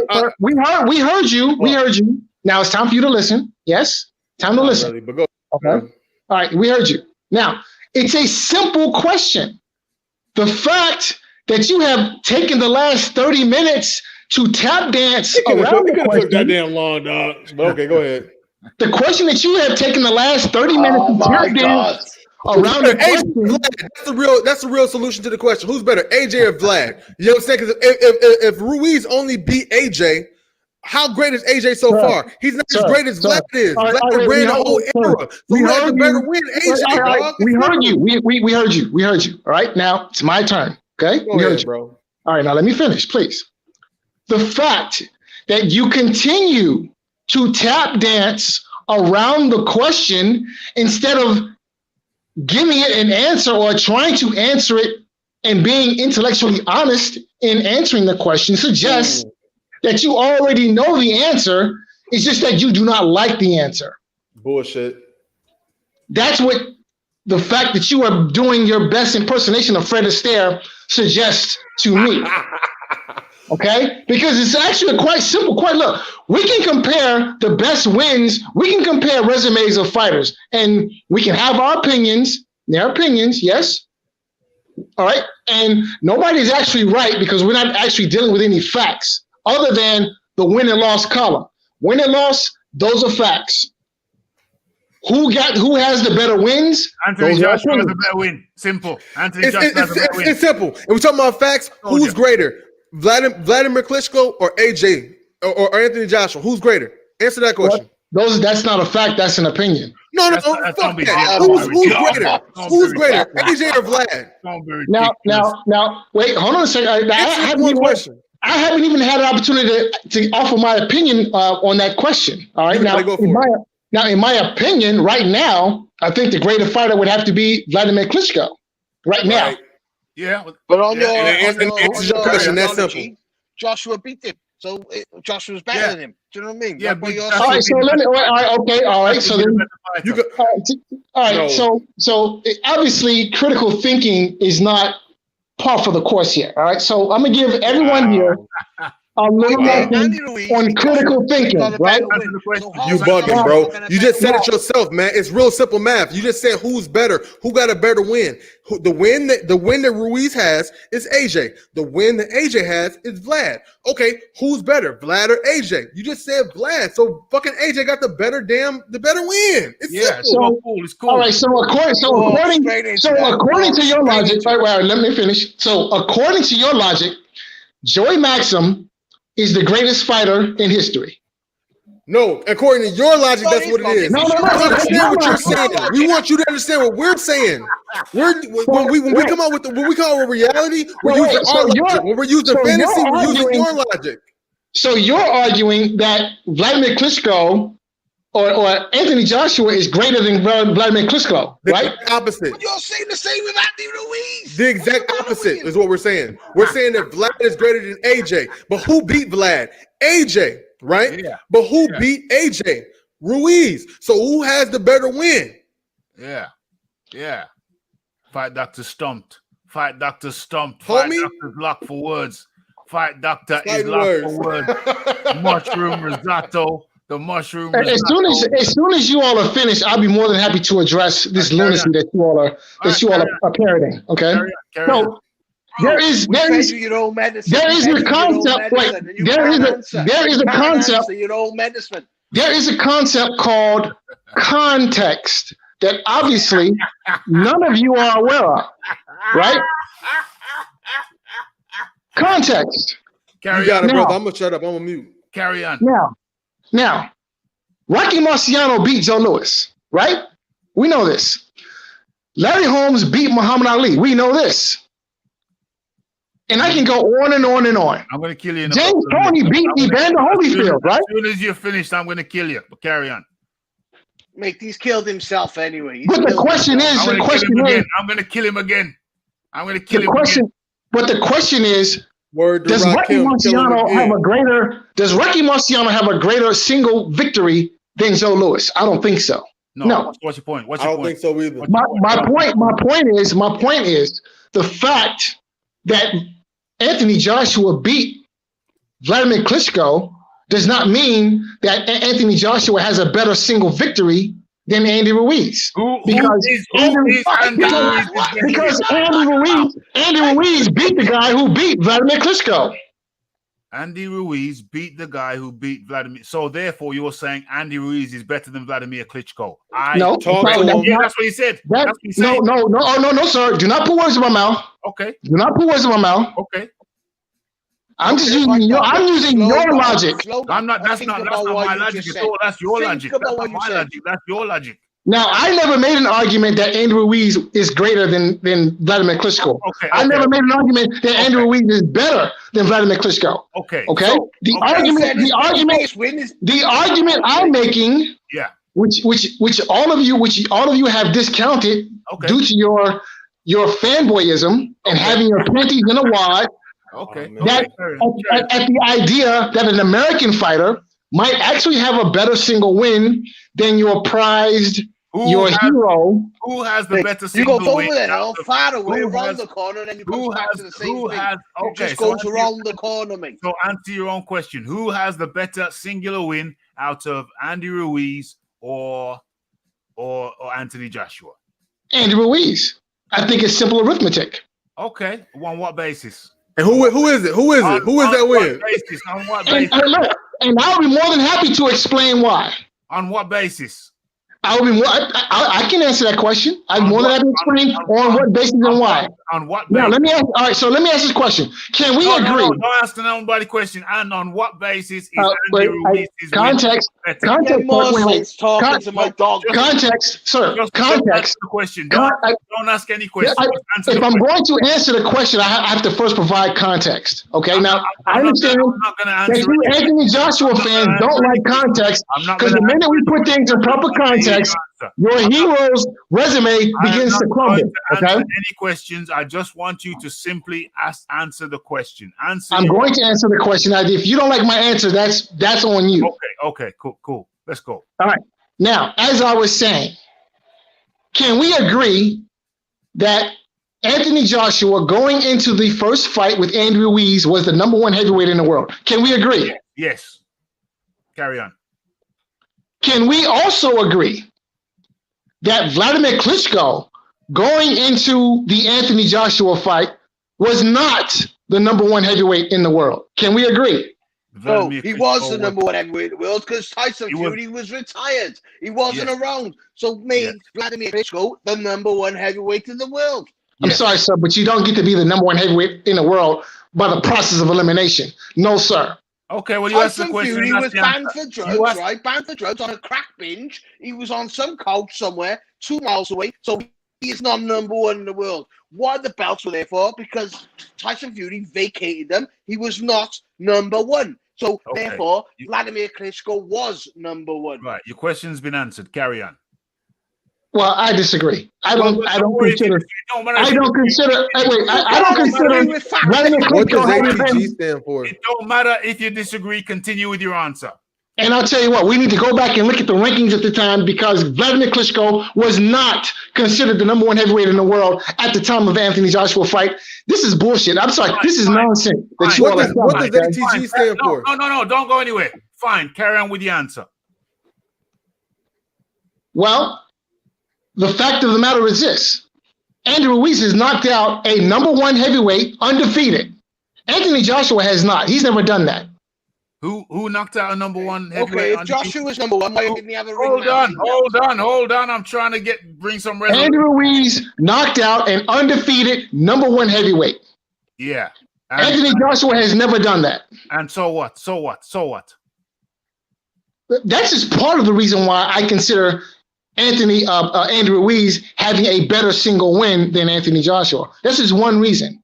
Okay. Klitschko was coming off of an 18-month layoff and a loss, and you want to make him the number 1 heavyweight in the world? I don't think so. Training camps. Two training camps, mate. He was in 2 training camps, but do you know what? So what? So even if somebody agrees with you, with your point, so what? In the bigger scheme, so what? Okay. Ultimately, here's so what? Here's the so what. Here's the so what. Yeah. Anthony Joshua is overrated. He's done nothing but knock over tomato cans and old men. That's it. Oh my God. Okay, so you're certified. You just made it clear that you are a certified lunatic. If you say that Anthony Joshua has done nothing but not knocked out tomato cans, then you have just categorized yourself as... No, that's not what I said. That's not what I said. Be fair. What I said was Anthony Joshua has done nothing but knock over tomato cans and old men. Don't forget the old man part. Okay, cool. So Klitschko was an old man. You have just categorized yourself. Povetkin was an old man. I thought Ortiz was this fat boxer around. Hey yo, yak face, man. Amazing, hey, we're not talking about resume. We talking about single win, bro. Yak face in the chat. Yak face, I told you to get some rest. Yak face, I told you to go and get some rest and come back tomorrow when the bet's on. Go and get some rest, man. My thing is this fight, doctor. I'll tell you like this, man. Hold on. I just want to clarify this. So, fight doctor, with that statement, you have just categorized yourself as a certified lunatic. And I'll tell you why. Because You talk about Ortiz over there, 50 years old Ortiz. Yeah, Povetkin has a better accomplishment by far, both in the amateurs and the professionals. Even Pulev has a better resume as a as an amateur and a professional. So I don't know what you're talking about. You've certified yourself. You've categorized yourself as a certified lunatic. So the old guys that Anthony Joshua, you're saying Anthony Joshua has beat, they are better qualified than the old guy that Deontay Wilder you keep bringing up these red herrings. Why is it every time? Listen, why is it every time we get to talking about Anthony Joshua and the tomato cans, old man he's knocked over? The first thing that the Anthony Joshua cheerleaders want to do is bring up Deontay Wilder. I mean, what is it with Deontay Wilder that gets you guys? I just don't understand. I don't try. I honestly think that. What are you on about? Do you know what I mean? I'm telling you, the champions out there. Tyson Fury hadn't fought the people that Joshua's fought. Wilder has not fought the people that Joshua's fought. But for you to stay there to say that Joshua's only fought old men and bums, it's full of shit. Because he's fought the best that's there. Anyone that's the best is there. Who has he fought? Who has he beaten? Povetkin was an old man. Povetkin was 38 years old. He's 38 years old when he fought.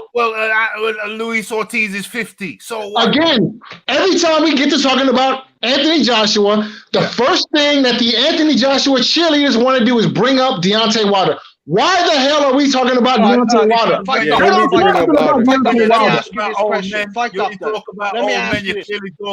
You're talking about Luis Ortiz, obviously. Luis Ortiz is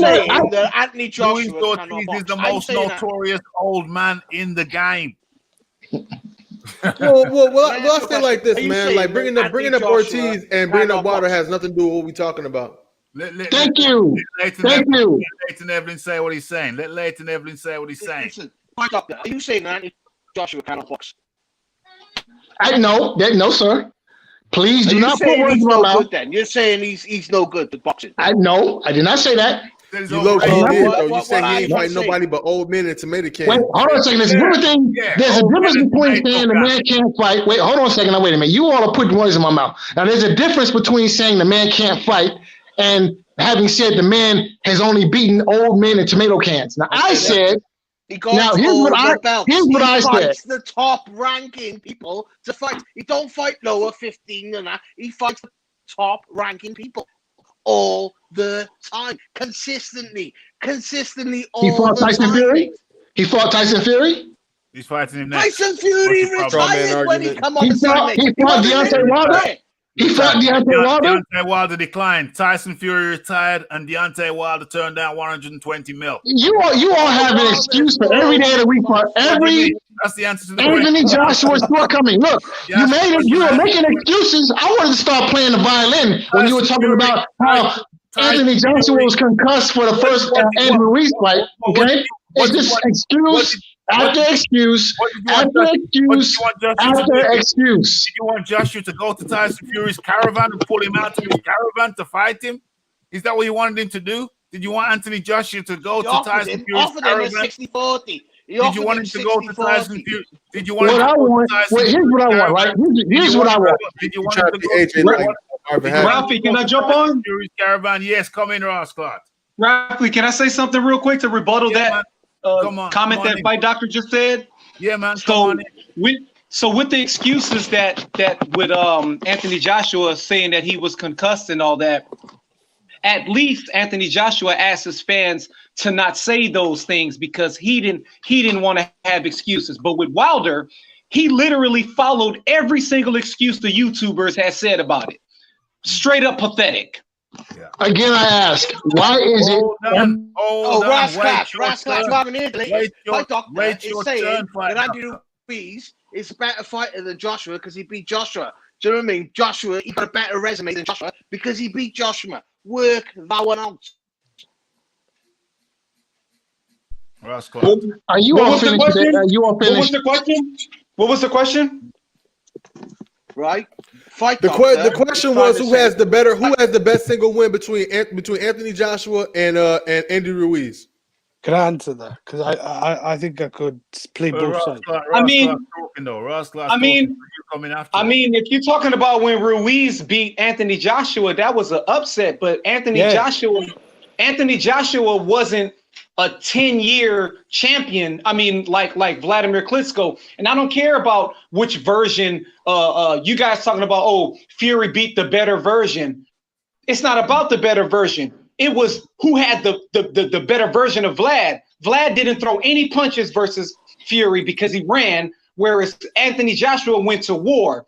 So you mean to tell me you was more entertained watching Fury fight Doctor, or were you entertained watching Anthony Joshua and Vladimir Klitschko? Answer that one. 100%, Rascal. 100%. Good question. Fight Doctor, come in. Are you all finished making the excuses? The question was no, Vlad. No, Fight Doctor. Answer the question. Which fight were you more excited to watch? Anthony Joshua versus Vlad, or a Fury versus Vlad? Answer the question. Which was more better for you?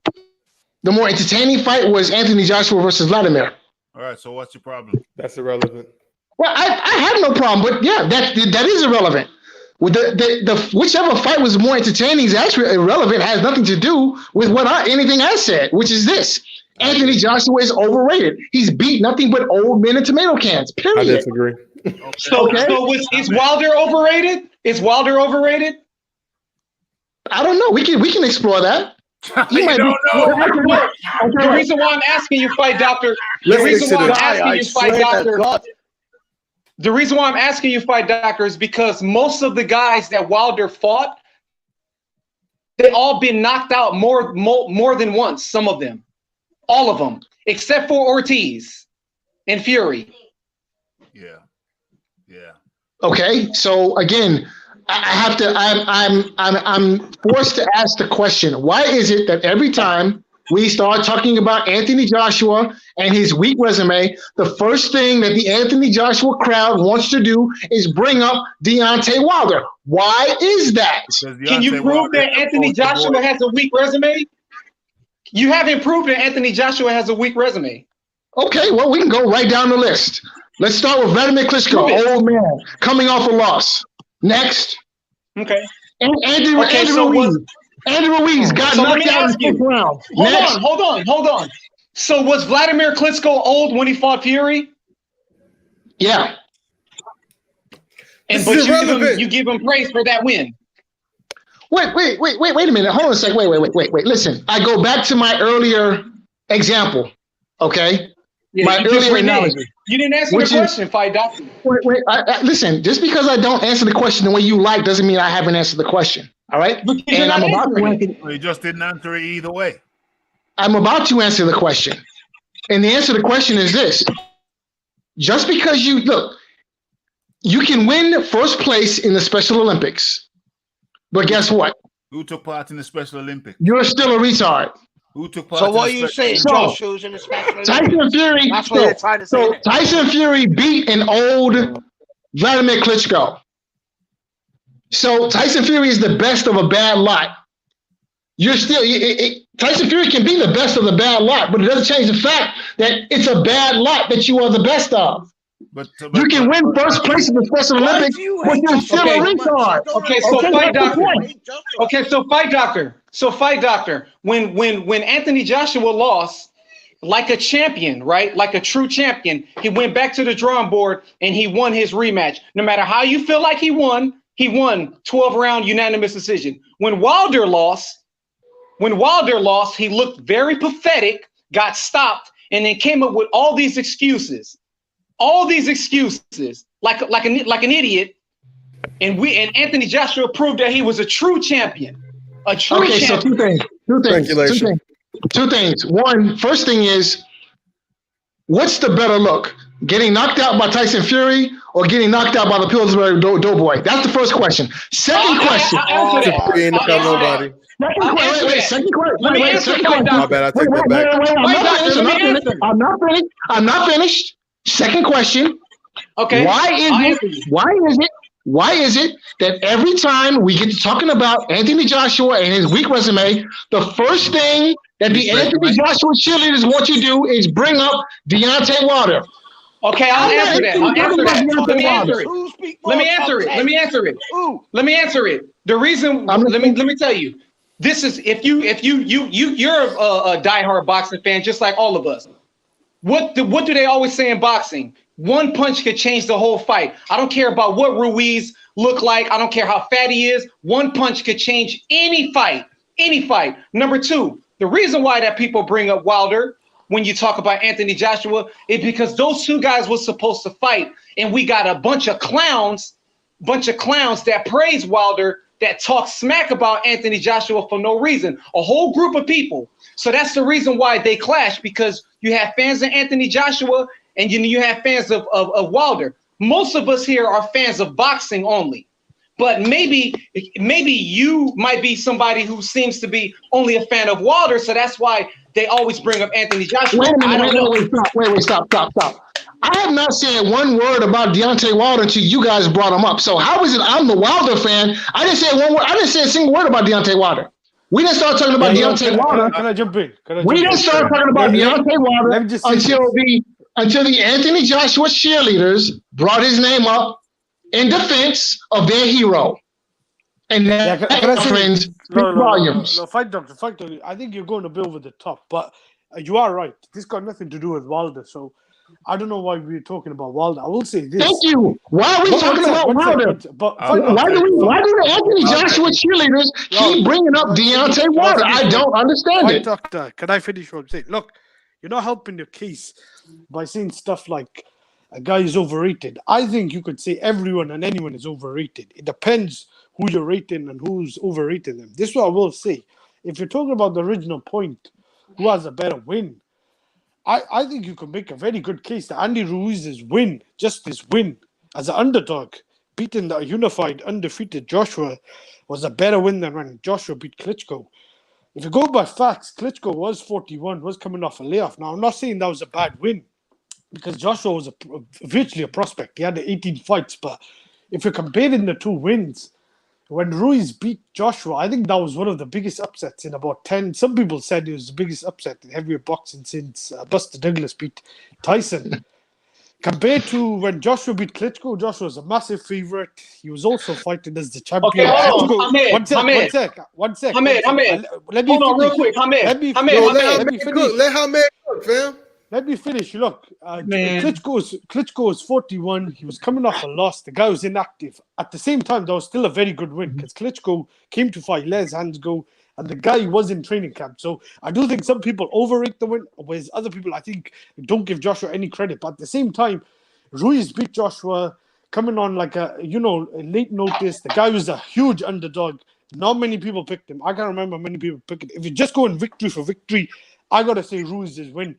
If you're saying who's better, obviously Klitschko is better than Joshua. So I think when you answer the question, you got to look at what we're talking about. If you talk about just the win on the night, I got to say Ruiz's win was better. Okay. Thank you. You could be right. I'm not mad at that, Hamid. Okay, so what I'll say to that is, you could be right. What I'll say to that is that Klitschko was clearly a seasoned professional, a dominant guy for 7 years, for the better part of a decade. So anybody beating Klitschko is a better win than Ruiz. Yeah. You're right. And Raphie had the whole country behind him. 90,000 people watching him. That was a turn. No, you're right. Better win. Changed the whole country. Yeah, but how come we're ignoring the fact that Anthony Joshua, like a champion, no matter how he won, because it seems to be the problem with boxing fans now, it was Anthony Joshua was supposed to win by knockout because he made adjustments by winning by 12-round decision. No one is giving him props. Meanwhile, Floyd Mayweather got to be the best boxer in the world. So how come we're ignoring the fact that Anthony Joshua came back and won his rematch while Wilder didn't? Wilder came back. Wait. I need to address that. I need to address that. I need to address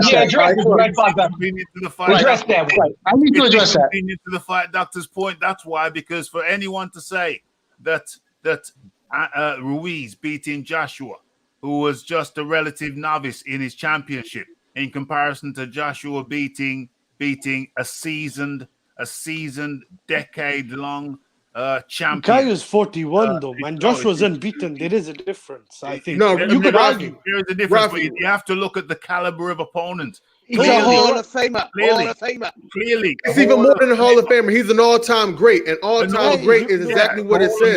He was. But he was. Look. that has to be acknowledged. That has to Wait, be I'll let you acknowledged. guys And talk. furthermore, this is simply a red herring because the guy with the biggest padded career resides over in the US of A.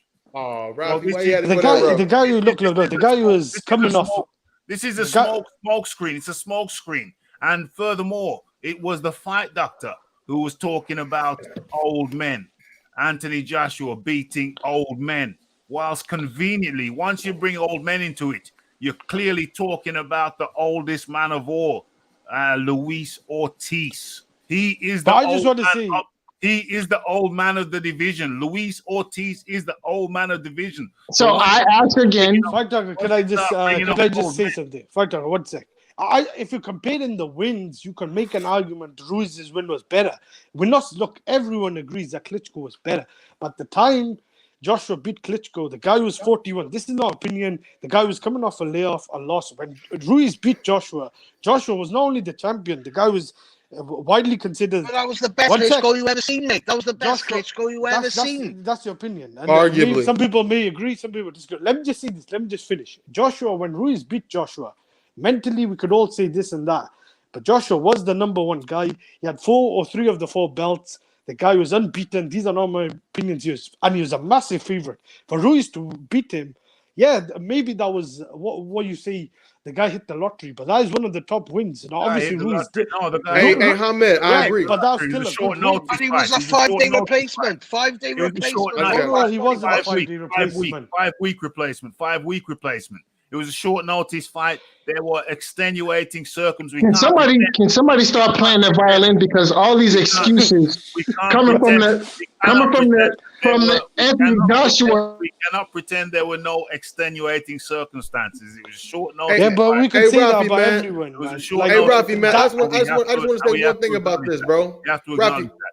Raphie, I want to say one thing about Ruiz this, bro. was 280 in the rematch. Like, if you're gonna buy into excuses, then I mean that's just as bad as the whole. All I'll say is, if you talk about Joshua's punch resistance, you could argue maybe there were some problems. But Ruiz in the rematch was 280. So I mean, let's not use excuses, man, because that's what we're doing. We talking about. I'm gonna let you go. I'm gonna be quiet. I want to go after you. Go. You know what I'm saying? Like, let's not use excuses like Joshua. You know what I'm saying? Was concussed, or even the fact that he was prepping to fight a whole different fucking fighter before then. Let's not use none of them excuses. Let's not use the excuses that Andrew Ruiz Andy Ruiz eating motherfucking Taco Bell on the fucking rematch, acting a fool. Let's not use them. Let's not use those excuses. Let's just stick to exactly the actual argument that we have. The argument is who has a better win, and boxing is a sport that's known for its historic value. The fact of the matter is, when you beat an all-time great, you know what I'm saying, who didn't come off of a loss that was he got his ass whooped, he got knocked out, he lost a decision to somebody. He lost a decision to somebody who was just as an anomaly as they were for one time, and that same person didn't want to come back and bet it back and fight him again right after that. All of that stuff, right? Vladimir lost the decision, right? Okay, cool. So Andrew Ruiz, he got his win. But the fact of the matter is this: Anthony Joshua isn't necessarily cemented as an all-time great yet. So we talking about who got a better, exactly. But I'm saying it. So who actually has the better scalp, an all-time great, or somebody who at this point in time is not necessarily proven to be an all-time great yet and happens to have, you know what I'm saying, like 3 straps? Yeah, that's fine. That's dandy. But what's better? Somebody who a unified champion or an all-time great who didn't actually just get his ass fucking whooped in his last fight? I get that. And who came in and shaped my man, I couldn't have said it better myself. I was just saying, look, Larry Holmes beat Ali. Yeah, the guy was an all-time great. I'm not comparing the two Wait, situations. let me pose a question. Ali wasn't in the same shape as Klitschko was. Let me pose a question. Let me pose a question. I need to finish, man. I'll keep it brief. I was just saying, obviously, those are scenarios. I'm not comparing the two, but I'm just saying this all-time great thing. Yeah, I get it, but we just talk about the win.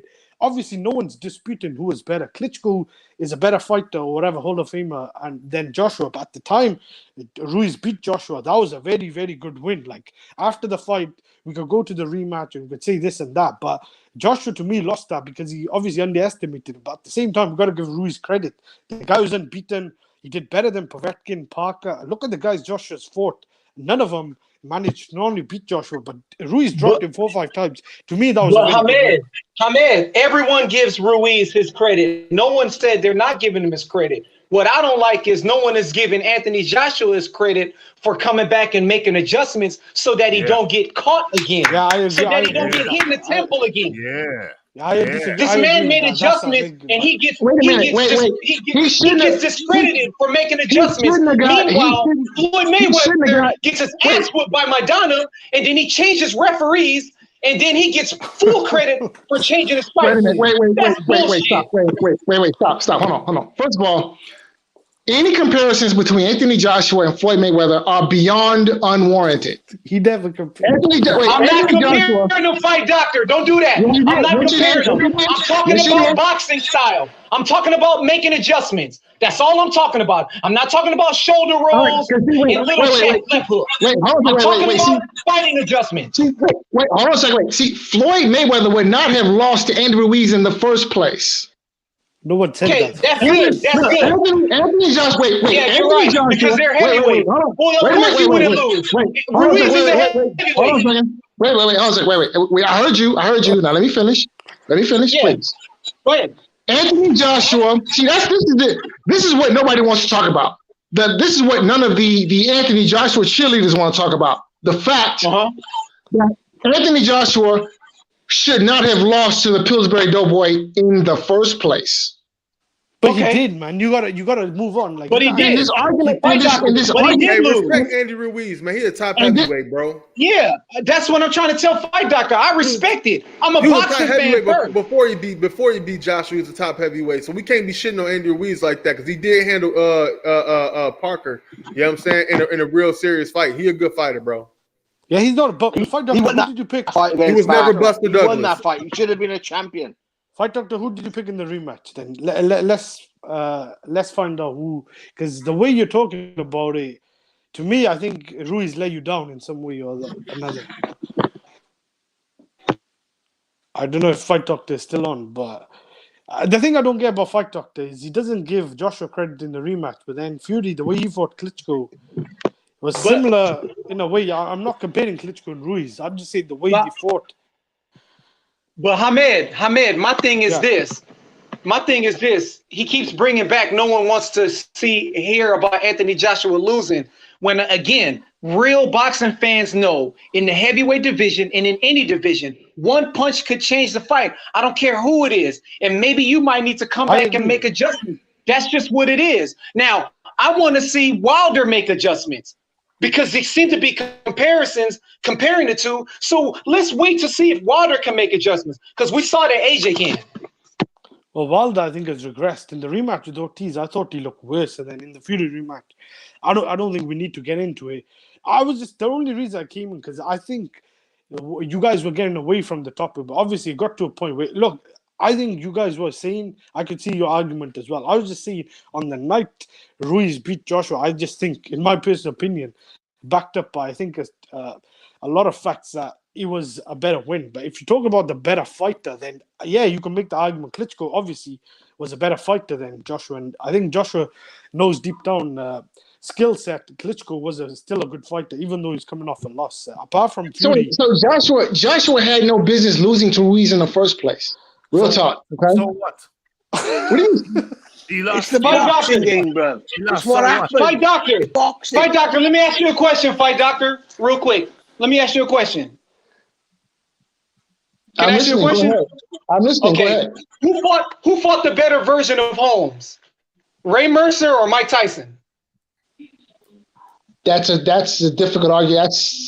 You can actually argue that Ray Mercer fought the better version of Holmes. Okay, so is there a possibility that Vladimir Klitschko was the better version versus AJ? That's a good question. Probably not. I got you, Fight Doctor. I got you. Yeah. Probably not. Next, Yeah. that's why I'm 150 and 0. That's why I'm 150 and 0. Fight doctor, you just had your foot chopped off. Yeah. So all right. So wait. All right. So let's examine that. So Larry Holmes going into the Mike Tyson fight was coming off of 6-week training camp and a long layoff. He'd been off about 2 years. He was off for about 2 years, and Larry Holmes was actually a replacement. Oh, we got excuses now. He's a replacement. Wait, hold on. This guy don't even know when he's lost, bro. These are the facts. Whoa, these are not my opinion. These are the facts. Oh, Larry Holmes had been off for 2 years going into the Tyson fight. He only had a 6-week training camp. Those are not excuses. Those are the facts. The foot has just been chopped off. Listen, just because let me say something. If Anthony Joshua cheerleaders do not wish to if the Anthony Joshua cheerleaders, hold on, let me finish. Easy, quick. You owe Raphie $10 fucking. I've paid up. Are you gonna pay up, mate? Like I said, if the Anthony Joshua cheerleaders do not wish to come to terms with reality, then that's on them. But the facts are simple. Look, the facts are simple. Larry Holmes coming up. The facts are simple. Larry Holmes is coming off of a 2-year layoff and a 6-week training camp going into the Tyson fight. Those are not excuses. Those are the facts. Hey, Ralphie, I got him, Ralph. You got him. Bomba clot. Boom. Now listen, you owe me $10 on a foot. Is it the left foot or the right foot? But can I say to Raska's point? I do think there is slightly different scenario. Klitschko was in his 40s. How old is Holmes? Because I don't think he was. It don't matter. 40s. It don't matter. The principle remains the same. The principle remains the same. It's not so it don't matter what the age was. The principle remains the same. I personally don't think it's the same because I think Larry Holmes is a much better fighter than Klitschko, and that's a completely different. Yeah, but he wasn't a 10-year champion. But he wasn't a 10-year reigning champion. Yeah, but come on. 100%. Ali wasn't a 10-year reigning. You need to put some respect on Klitschko's name, mate. 10 years as a champion. Klitschko is respect on his name. Klitschko is a great fighter. Probably outside Fury and Joshua, I don't think there's many guys who Klitschko cannot hold Larry Holmes' jockstrap. Real talk. Klitschko is not in Larry Holmes' league. He's not. Yeah, you can't. Yeah, but that's irrelevant. It's the same. There's a lot of sunlight between Larry Holmes and Vladimir Klitschko. Yeah, a lot. The principle is the same. Yeah, but you guys were saying. One sec, you got. Anyway, they're in the same class. You actually, historically, if you talking, they're in the same class. But you guys were saying that Joshua's win over Klitschko than Ruiz because Klitschko's a better fighter than Joshua. I'm just saying, context matters. Like Larry Holmes is probably, in my opinion, if not one of the greatest, probably top 3. I'd say Ali, Joe Louis. Maybe you could argue Lennox, but I think you could argue Holmes is better than Lennox. But I'm just saying, like, yeah, but then, I mean, 20 years forward, people will be saying the same about Joshua. When it's different leaders, you cannot compare leaders. It's like me fighting my father. I reckon I would beat my father. I'm just saying, you don't know, mate. I'm just comparing the two. I think Fight Doctor is obviously going over the top. I don't agree with a lot of the things he's saying. I was just trying to answer the question because I think you could make a very good case that I think Ruiz has got a better win than anything Wilder's done. I think you could say he's better. He's got a better win than majority, if not all, of Joshua's wins. Let's ask. Well, I mean, it's not a better win. It's not a better win than Klitschko. Well, I mean, that's the opinion. I think you could argue, but that doesn't mean. It's not an opinion. It's a fact, brother. How is it's not a better win? Anyway, regardless. The guy who's coming off a loss. He's 41. So Hamed, wait, hold on a second. Hamed, I want you to follow the Anthony Joshua cheerleader logic, right? So according to the Anthony Joshua cheerleaders, right, the guy who knocked out Klitschko. The guy who knocked out Klitschko is worse than the guy who knocks out Klitschko. I don't understand what type of new math are you all working with? Honestly, seriously. Bro, that was your own question, bro, and you don't even understand your own question. Yeah. No, I yeah. understand my own question just fine, sir. Yo, It's a weird Look, question. I understand my It's a- question just fine. It's a Let me weird just break it question. down. I don't understand the point. So of let's it. review the logic It's a for weird the question without a point. let's Without a review point. the logic for the Anthony Can I just say Joshua something? cheerleading. Look, It's a Ruiz. It's a Ruiz weird knocked question out without Joshua. a point. Ruiz knocked out Joshua. Joshua had knocked out Klitschko. Ruiz had beaten Joshua, and Joshua was unbeaten. The guy was in his prime, unified WBA, IBF, number one guy in the heavy. We're not comparing, look, who was greater, who had a greater career. We're comparing the win on the night. The night Ruiz beat Joshua, the guy was in his prime. He was unbeaten. When Joshua beat Klitschko, the guy was coming off a loss. The guy was 41. He was semi-retired, whatever, coming off a long layoff. I'm just talking about the win, and this is what I don't get. Ruiz Are beating you a Joshua. scientist? How do you know what prime One is? How second. do you know what someone's prime is? You're not a Facts. scientist. You What can't do you have no mean? How do you know Facts. what prime is? The You guy was can't. coming off a loss. He didn't fight after that What's fight. your Ahmed is giving you your only credibility right now, dog. I'll be real with you. Look, Fight Doctor. I think Fight Doctor didn't give Joshua credit in the rematch. That's where I disagree because I'm a Joshua and Fury fan. I'm just saying that the win. I think some people overblow Joshua's win over Klitschko, where other people I think don't give him any credit. I'm just talking about Ruiz's win over Joshua. The guy that knocked out Klitschko, Ruiz beating that guy. Why isn't that a better win than when Joshua beat Klitschko? Like that don't make sense to me. It makes no sense. doesn't make But sense to welcome, you. listen. It Welcome doesn't to make sense listen. to you, Welcome and to it the doesn't world make of the sense. Anthony Joshua It doesn't make fanboy. sense. Welcome to the world of the. It doesn't make sense to you, and it doesn't make sense to the Fight Doctor, but it makes perfect sense to most Joshua's people. unbeaten to this It day. makes- No one has beaten him except makes- Ruiz. So that it was, I makes- think, a better win. Joshua knocking down. All right, Ahmed, I got a question for you then, if that's the case, bro. It makes perfect sense to everybody else on the panel, but the deeper question is, what's the point of the comparison? Because ultimately, you have to look at the guy's overall resume. And when you I can answer that I think question. it shows how I bad can the answer that question. I haven't finished. All right, So Raphie, go. you have to look at the overall resume, and when you look at the overall resume, Raphie, you I think see your mic is a bit low. Bump 1 2 1 2 1 2. Yeah, it's better now. 1 2 1. Yeah, it was a lot low. It's very low. That's bad. I don't know how I got that way, but anyway, ultimately you're going to be looking at the overall resumes, and Joshua's overall resume, it pisses all over Ruiz's resume. It pisses all over Deontay Wilder's resume if you take Tyson Fury out. And so those are the top three. And so I don't see what the problem is. I don't see why looking at this one isolated piece of the pie. I'll answer that. I don't see why. I don't see the relevance of that. How is that relevant? I think it shows how bad the division is in a way, but at the same time, I do agree. Joshua has got if not the best, the second best. Because I do think losses count. The Fury is unbeaten, and the guy beat two reigning long champions in Wilder and Klitschko. One at a time. I'm gonna go around the table. I'm gonna go around the table when Hamed is finished. I'm asking everybody who has the best resume in the heavyweight division.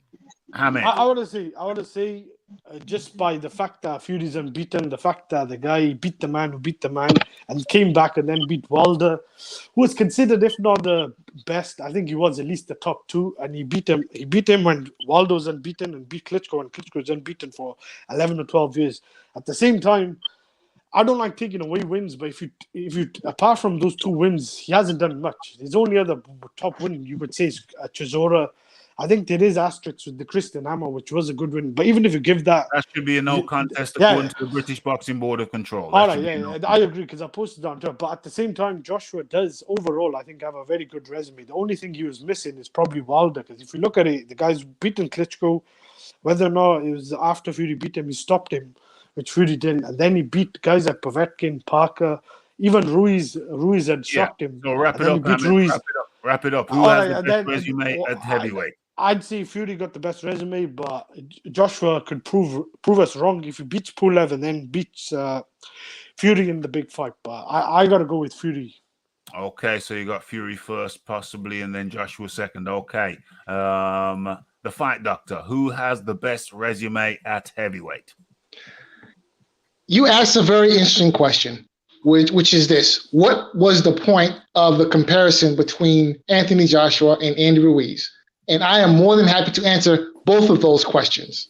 The point of the comparison between Anthony Joshua and Andy Ruiz is to demonstrate. No, that's not. Exactly. I never. No, that's not what I said. I didn't say what's the comparison between Ruiz and Joshua. I said, well, what's the point of that particular win comparison? The win comparison. What's the that's exactly what I'm talking about. That's exactly what I'm talking about. All right. So the point of that particular comparison is to demonstrate how thin and how weak Anthony Joshua's resume is. The man has done nothing but knock over tomato cans and old men. Come on, man. And I think it's painfully obvious. I think it's painfully obvious who has the best resume in the heavyweight division, which is Tyson Fury, because he's beaten the people he was supposed to beat, and he has not gotten knocked out by late replacements. Who was he beat? Who was Tyson Fury beat? Wait, who's the tomato can? He beat the best guy. He beat the best guy on Anthony Joshua's resume before Anthony Joshua. Okay, so he beat Vladimir Klitschko. Who else did he beat?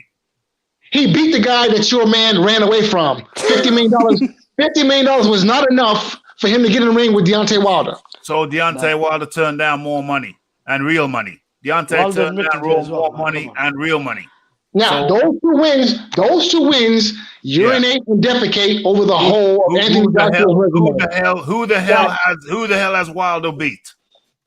Why is it that every time we get to talking about Anthony Joshua's resume, the Anthony Joshua fanboys and cheerleaders want to start talking about Deontay Wilder? I don't care.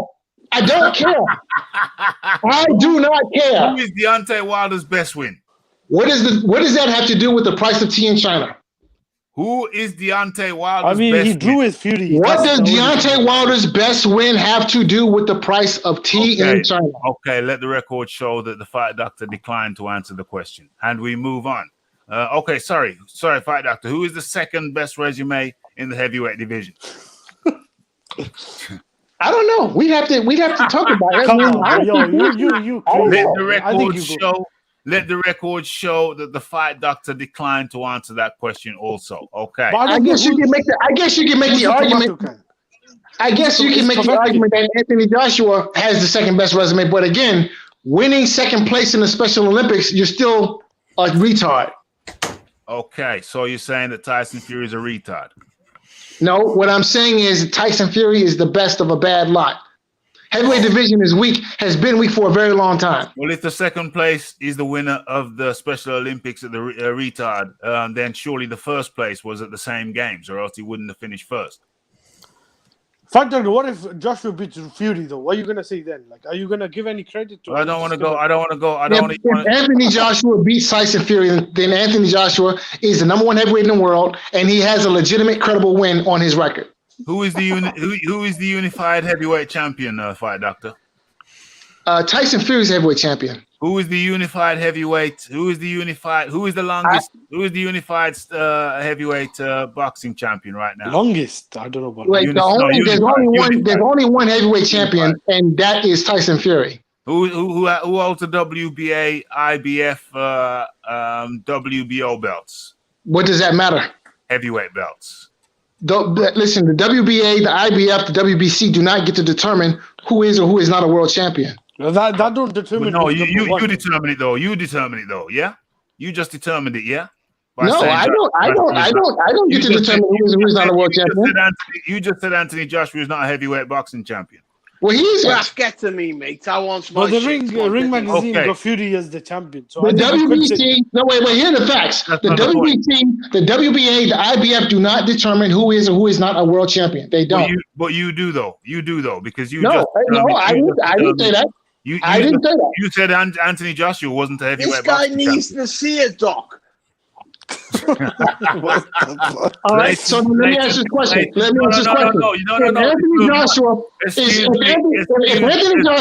Excuse me. You had your chance to make your answers and you declined 2 questions out of 3. Okay, and now we move on to Leighton Evelyn. Wait, if Anthony Joshua is a world champion. Excuse me, you've had your chance to answer. You declined to answer 2 questions out of 3, and we move on. Leighton Evelyn, who has the best resume in the heavyweight boxing right about now? Right, in my answer, right, Raph, it's Joshua, hands down, no ifs, no buts, no nothing.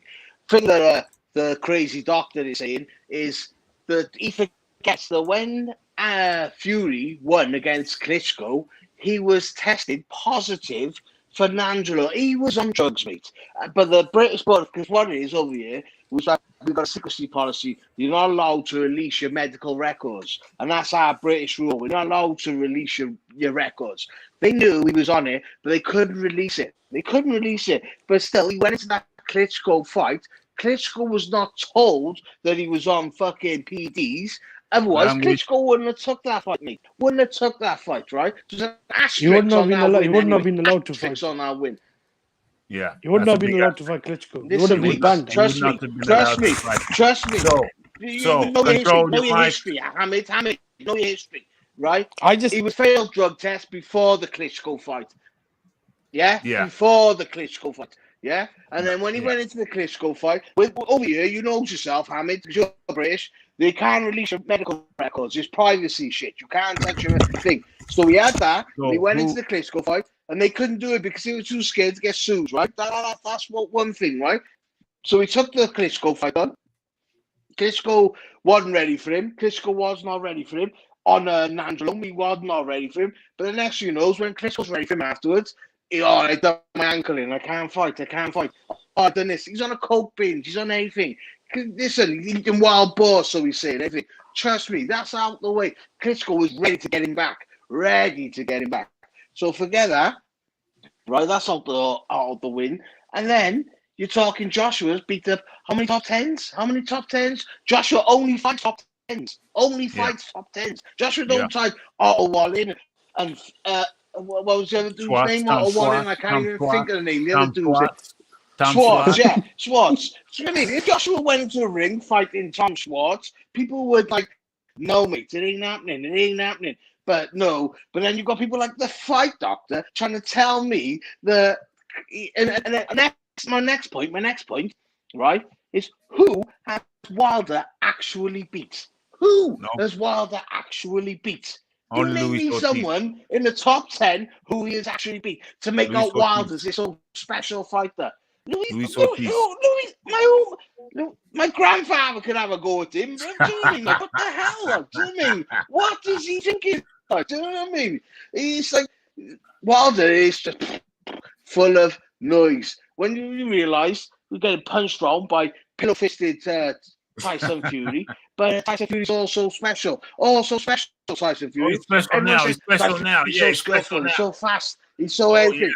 Like Tyson Fury is not fast, he's not skillful, and he can't punch. And people don't understand it. They're on the hype because he beat Wilder. But it's not the reason he beat Wilder. It was because Joshua couldn't get to him first. Joshua tried, offered him 100 mil, offered him. Dillian White was crying for him for years to get to him. Offered in the world, he said no.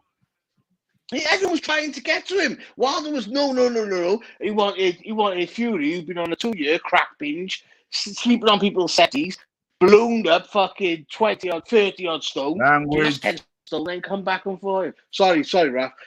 Ballooned up the Fight Doctor, mate. He's so unreal, he's so unreasonable with Joshua that it's making me angry, mate. Do you know what I mean? It's like you don't understand me. It's like you're overhyping what's not there. I watched Joshua grow from an Olympic champion. But I think Joshua's the real deal, mate. Trust me, the real deal.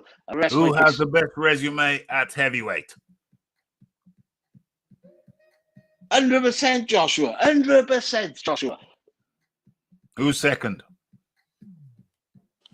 I think is the guy that hold left. Hold on. I'm talking to Leighton Evelyn. Who's second? After Joshua, I'd say Dillian White. I'll say Dillian White, and I'll be honest. Okay. So let us move along. Fighting words with Saif Bud, and then we go. Fighting words with Saif Bud, and then we go into Marla. And then my turn. He got knocked out, but he got a best resume. Hold on. Over to Saif Bud. Over to Saif Bud. Joshua Povetkin. Yo, I ain't even gonna hold it up too long, man. I am because I'm on my shit right now. But I'm gonna tell you like this real quick, man. Who got the best resume? Look, Tyson Fury got the best resume. You know what I'm saying? It is what it is. Who got number 2? Anthony Joshua. You know what I'm saying? Tyson Fury beat Klitschko and he beat Wilder, man. You know what I'm saying?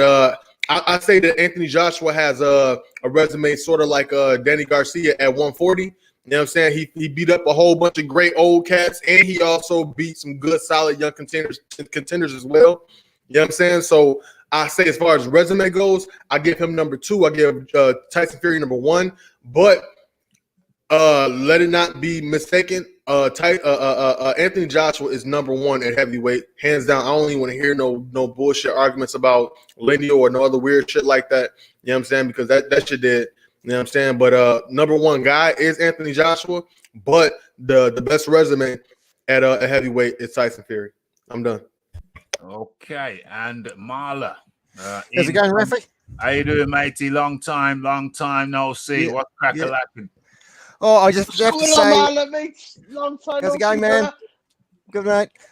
But I have to say, earlier on we were talking about who had the biggest fight.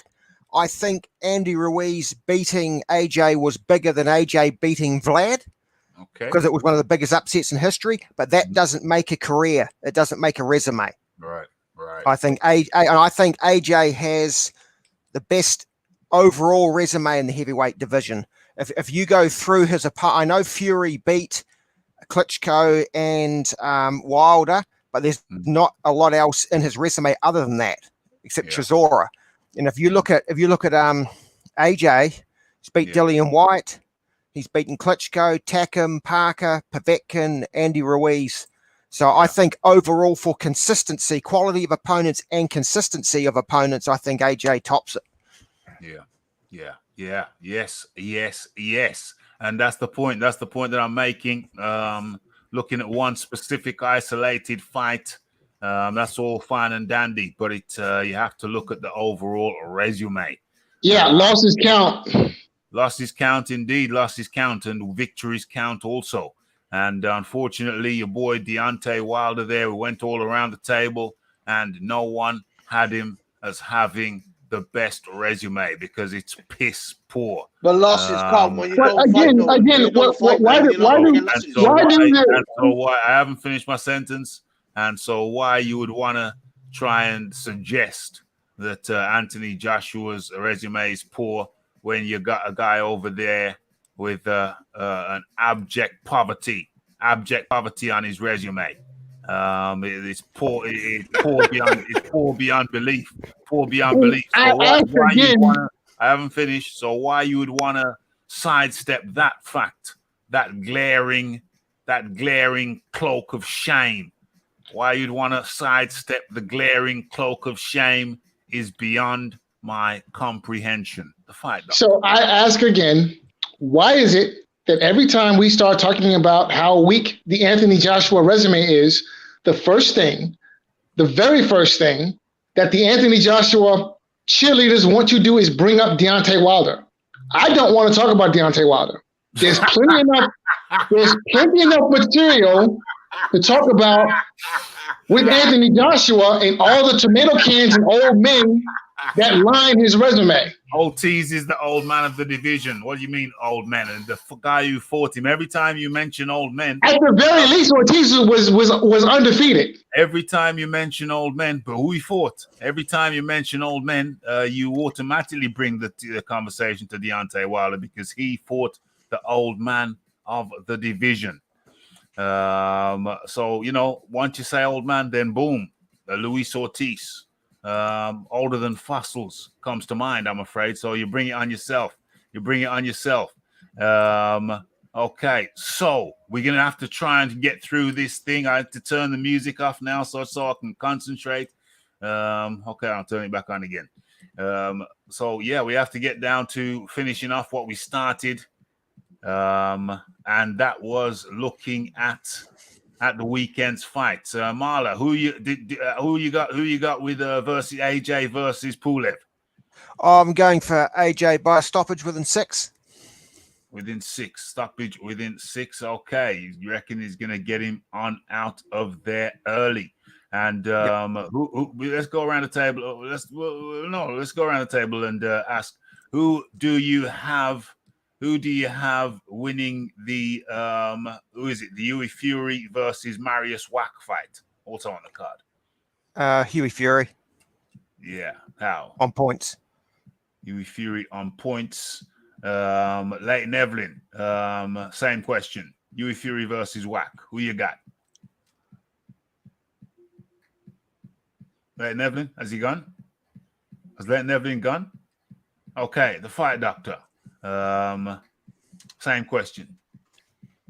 I'm thinking probably, honestly, Wack. I'm not impressed with Huey Fury.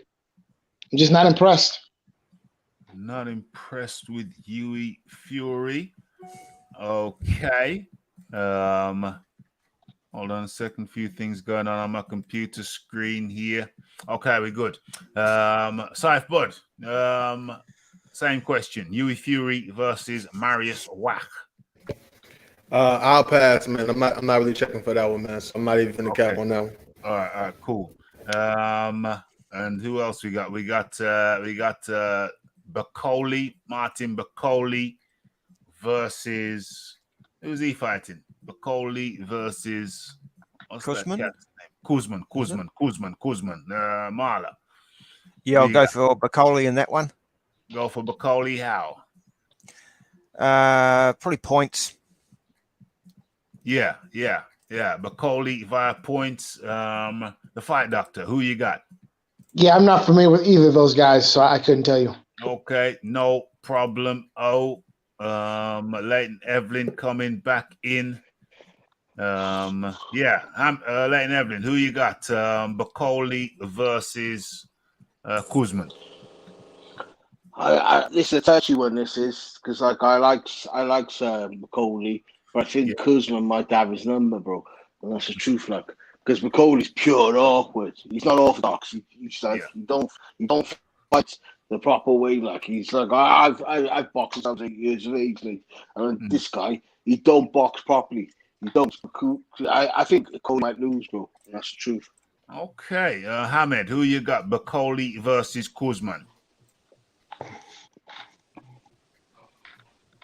Can you repeat the question? Who you got? Bacoli versus Kuzman. Well, that's, I think, probably the best fight of the card outside of the main event. I think if you were to ask me a couple of fights ago, I would probably said Kuzman a favorite big, but I'm not sure. I think this could go either way, but you'd probably have to lean towards Bacoli because Kuzman has been stopped recently. But it wouldn't surprise me if Kuzman ends up knocking him out because Bacoli is a stiff guy and he has been beaten up before by smaller guys. I think Michael Hunter, I think, did end up beating both of them. But for a guy who's like 6', 7, 8, I don't know. I think maybe his trainer overhypes him. But yeah, I think Bacoli is probably the guy who should win that fight. But the other fight, Huey Fury and Marius Wack, I don't think that's going to be a good fight, man. That's like the fight that might put people to sleep. But I don't know. I don't know if I'm going to watch that. I'm curious about it. Somehow I'm curious about it. Could be painful. Could be a painful experience. Have you seen either guy's last fights? I don't know if there's anything to be curious. I mean, Wack and White was a bad fight, and then Huey Fury. I don't think if Wack comes in swinging Joe Frazier style. I hope it gets 40. to him. It could be He's fun. almost 40. I don't. But he won't have the energy to do it. But I want to see him swing into the body and head. I want him to come in Joe Frazier style. Just swing with them big timber jack arms. Just swing with them heavy timber laden arms. I'm not watching Huey Fury. Huey Fury has put me to sleep so many times. Swing to the head and swing to the body. And just make a fight of it, man. Just lunge at him. Just lunge. I want to see somebody lunge. I want to see somebody lunging at Huey Fury. Some big, heavy individual lunge. Just lunge at him. Just lunge at him. Okay, we're moving along. It's quick fire. Coming to the end of the show. It's quick fire time. What other? Oh yeah, Shakur Stevenson against, or is it Clara, something like that. Clary. Clear you. Yeah. Let me see you more clearly. Tucker Khan Clary. Yeah. So Hamed, Cleary versus Shakur Stevenson. Shakur, I think Shakur should win. He looks like a special talent. The only thing I'll say is he needs to do a statement. I think I've seen his last couple of fights, and he's kind of been in a couple of dull fights. I think it was one fight. I was at the Josh Taylor fight in Progress, and I came back. I was watching bits of his fight with the guy. I forgot his name. His Golden Boy fight on the train, and it was a boring fight. I think I've seen like 1 or 2 rounds, but Shakur Stevenson should win. I think for him, it's just about how he should win. His opponent, I've heard of him. I think I might have seen clips, but I'm not too familiar with him. But Shakur should win this fight. Shakur should win the fight. Marla. Yeah, I'm going for Shakur as well. I'm just not sure how. Right. Not sure how he's going to do it. Yeah. Yeah. Okay. Moving it along, the fight doctor. Stevenson, and I'm looking forward to seeing him beat Lomachenko whenever Lomachenko comes out of hiding. Beat Lomachenko. Okay. Saif Bud. Yeah, I give it to Stevenson with the KO. I'm not sure which round, but I'm pretty sure he hurts him with a right hook. Because they're both southpaws, and Cleary definitely has a bad habit of dropping his hands after he throws combinations. He's a combination fighter, and he tends to drop his hands after he throws combinations. And I think he's just a couple levels below Shakur Stevenson, and I expect a knockout. Okay, Leighton Evelyn. Yeah, I love Shakur. I love him. I think he's something special. I used to box exactly like him when I grew up. But he was a smiley boy. But he fell out to the crack cocaine shit, and his life was gone. But I don't see a knockout to see points. And that's how my boy used to box. And that's why I say Shakur is special. And I know when he's a special boxer. I've been in with big boys, and I know a special boxer when I see one, bro. It's going to be points. Yes.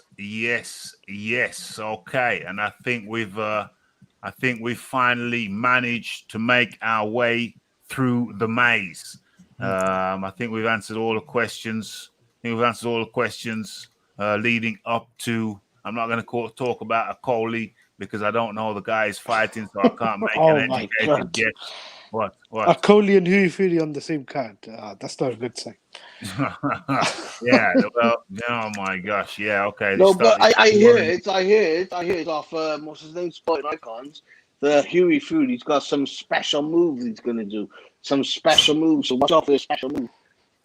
And that's what I heard from Sporting Icons. He's saying Huey Fury's going to do a special move. Yeah, Marla. Yeah. Do you know who I think has the second best resume at heavyweight? Who's that? Alexander Povetkin. Okay. Yeah, you could argue that. That's a good point. There we go. Great shot. I was gonna say you what he said about Joshua. Consistency. He's been the most consistent because you got to look at a guy like Fury. Yeah, he's had 2 very good wins, but then he's also hasn't defended his titles or title, whatever. He also has been in and out of boxing. So I definitely think Povetkin, you could see, if not the top 2, he's definitely a top 3. I think his win over White is better than I think anything that Deontay Wilder has done. And if you go back, he's got very good wins over guys like Chagayev. So I think Povetkin is the guy that I think not many people give enough credit. And I think they overblown Ortiz. I basically think Pulev probably got a better resume than even Ortiz. Yeah, I think Pulev doesn't get enough credit as well. If you look at Povetkin, if you look at Povetkin, I brought it up, and he's Dillian White, he had a draw with Hunter, he beat Fury, fought Joshua, lost, beat David Price, Christian Hammer, Rudenko, Duapar, Watt, Perez, Takam, Manuel Char, fought Klitschko. He's beat Chris Bird, he's beat Rockman. And I chose Dillian White, so this guy's beat Dillian White, so good shot, Marla.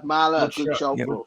Good shot. Good call. Very good call. Well, I'm a fan of Povetkin, and ironically, well, anybody who knows who follows the channel knows that, and also people who've been following the channel for a long time will know that I was a fan of Andy Ruiz, and I was an advocate. I was an advocate of Andy Ruiz fighting Joshua. So long time followers will know that. I'm a fan of these guys. I'm a fan of these guys who takes on those challenges, those big challenges. and doesn't Do you run guys away think- from him. And doesn't run away from him. He's just a baby. He's just a Deontay's just a baby. Do you guys think Povetkin should So hold on be a second. ranked Hold up? on a second. So the irony is that we got dragged, or the good doctor tried to drag us down a rabbit hole, talking about who's the best win. You know, is it who's best win, and talking about Vladimir But Klitschko. Raph, is he paying you your money? Is he paying you your money? You need your money, brother. Oh yeah, good point. So yeah, so he drags us over there, but yet his promoter said of Deontay Wilder when they talked about Deontay Wilder fighting Vladimir Klitschko. Well, you know, Deontay's just a baby. He's just a baby. So that's the irony, and I don't even have to say no more. I don't even have to say no more. So that shows the utter lunacy of the. Don't get me wrong, I like the fight doctor, but one of the reasons I like him is because he's crazy. He's crazy. That shows the utter lunacy of his argument. That statement right there by Deontay Wilder's own coach. I got that sound like that. Case simple and done. Case closed. Simple. What were you saying, Saf? Yeah. But is he paying up, Raph? I got an aunt that sound just like that, bro. That shit was funny as hell. My bad. Okay, fight doctor. You owe me a tenner. You paying up today or tomorrow? What's the money over? End of the month, sir.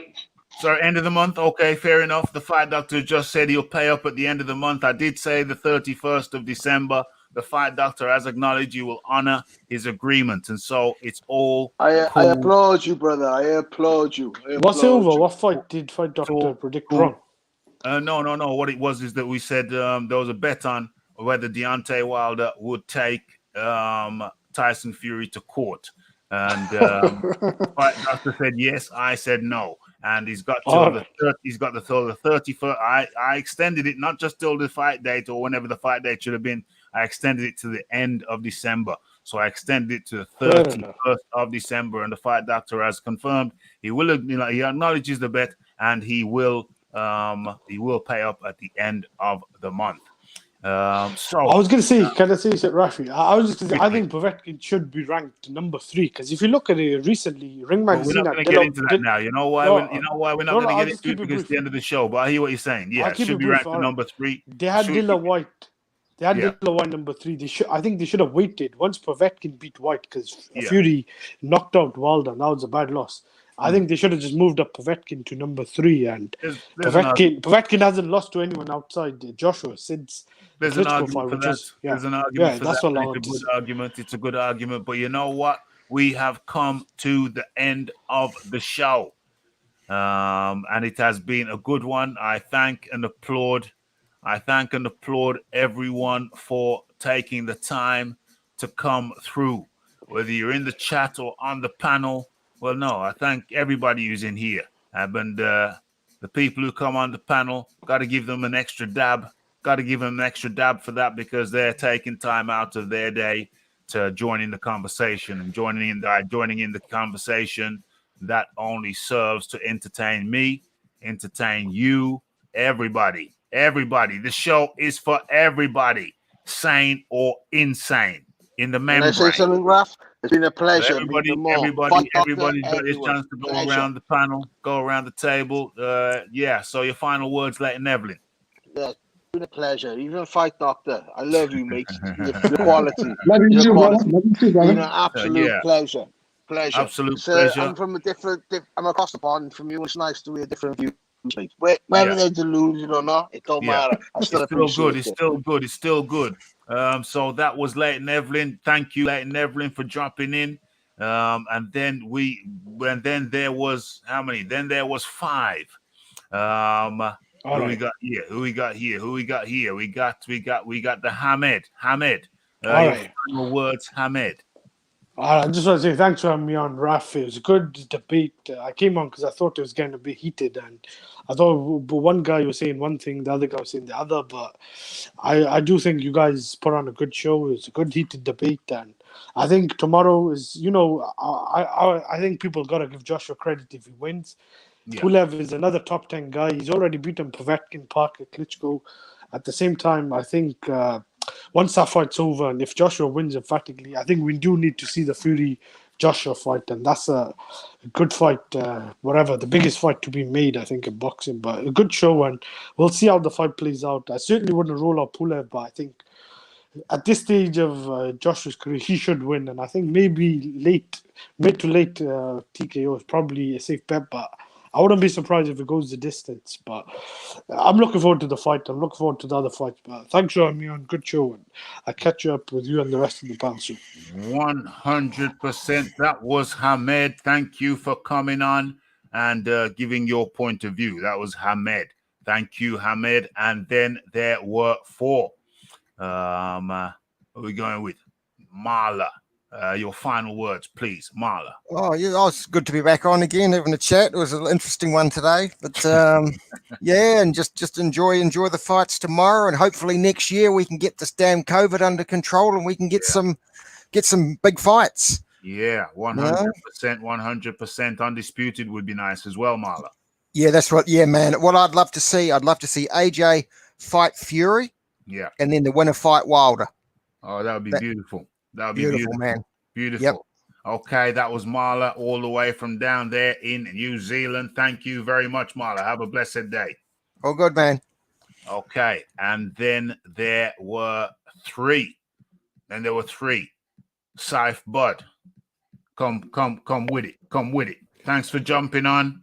Much appreciation. Saif Bud has his own channel, so it's good of him to take some time out to come and spend it over here with us at the Raphael Dawkins Combat Radio. If you have not already hit that like button, but you enjoyed the show, please kindly do so. If you have not hit the subscribe button, but you enjoy the show, please kindly do so. If you have not hit the share button, but you enjoy the show, then please kindly do so. These guys take time out of their day, and it's only fair that we should acknowledge that and hit all of the good buttons, including the super chat button. Much appreciation goes out to the James Jameson, one of our super chat dominators, for making the chat litty. And of course, Saif Bud, thank you for coming by. Your final word, sir.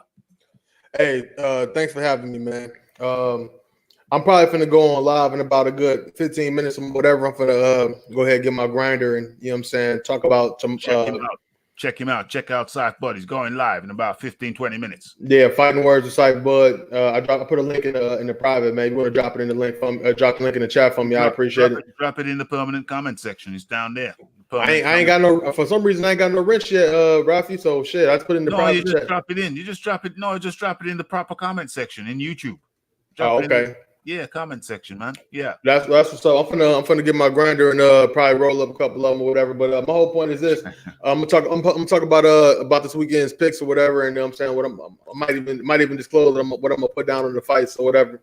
But yeah. So just come fuck with me. I'm sorry, come mess with me or whatever. Not me, because it's bedtime over here in the UK. I know. Yeah, them other people. Yeah.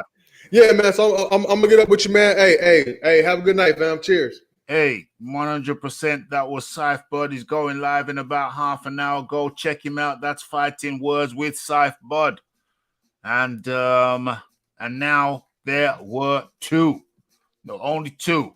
And yes, Fight Doctor tried to derail the shizzle once again. You know, when you got the Fight Doctor and you got to have a couple of special guards watching his every movement. You're always guaranteed to try and derail the train. And it's my job to try and keep the train on the tracks. But always good to chop it up with the Fight Doctor. He's always going to come with an alternate view. Alternative parallels. Parallel universes. Always coming with something different. Some people say it's the magic mushrooms, and other people just say the man is stone crazy. But the Fight Doctor believes there is a logic. There's a logical thread that passes through everything he say. Fight Doctor, always good to have you. Your final words, please, sir. Thank you for having me, sir. It was a pleasure being on your panel once again. And I must insist, only top shelf. Only top shelf. Okay. So that was the Fight Doctor. Fight Doctor. Oh, listen, before I go, just one last point I want to make. Okay. One last crazy everyone, point. smash the like button. Yeah. Super chat dominators, I need you to dominate the super chat. Anyone who isn't a super chat dominator, make yourself familiar. Yeah. We're going to need to start a fund. Yep. For Raphie. Yeah. So we can get him some violin lessons, right? So that when the Anthony Joshua cheerleaders are making excuses, Raphie can play the violin. It's only proper. Okay. It's only proper. It's only proper. Fight Doctor thinks he's cracking a joke, but little does he know that when Raphie was a little boy at school, he did actually take some violin lessons. Raphie was the start of the orchestra, multi-instrumentalist, and so many a true word said in jest. The Fight Doctor didn't know about Raphael's musical and lyrical prowess, but there you go. That was the Fight Doctor, and much appreciation to him. Everybody who jumped on the Super Chat Dominator or Dominators of today. I think earlier on it was Leighton Evelyn came through as a Super Chat Dominator in the afternoon show, and James Jameson comes through yet again, making the chat litty. Join them in. Join in. It helps with the visibility of the show. Well, not really the visibility, but it supports the show. It supports the show and the future endeavors of the show. It helps buy equipment for the show. It gets you the pay-per-views. That's how we always get the pay-per-views over here, Raphael Dawkins Combat Radio, because once upon a time, that was left on Raphie's shoulders. But, I introduced the Super Chat to the chat, and then people slowly started contributing. And it's as a result of that we always have the pay-per-views over here. Subscription money. You're going to start the membership thing, but in the meantime, do never be shy. Never be shy to drop a cup of tea in. That's £1. A cup of coffee. That's £2. Or if you want to go whole hog and you want to drop a $5 in, that's beautiful. You want to drop a $10 in, that's marveloso. You want to drop a 20 in, that's magnifique. But I'm happy with just £1. Just £1. That's all it takes. A cup of tea.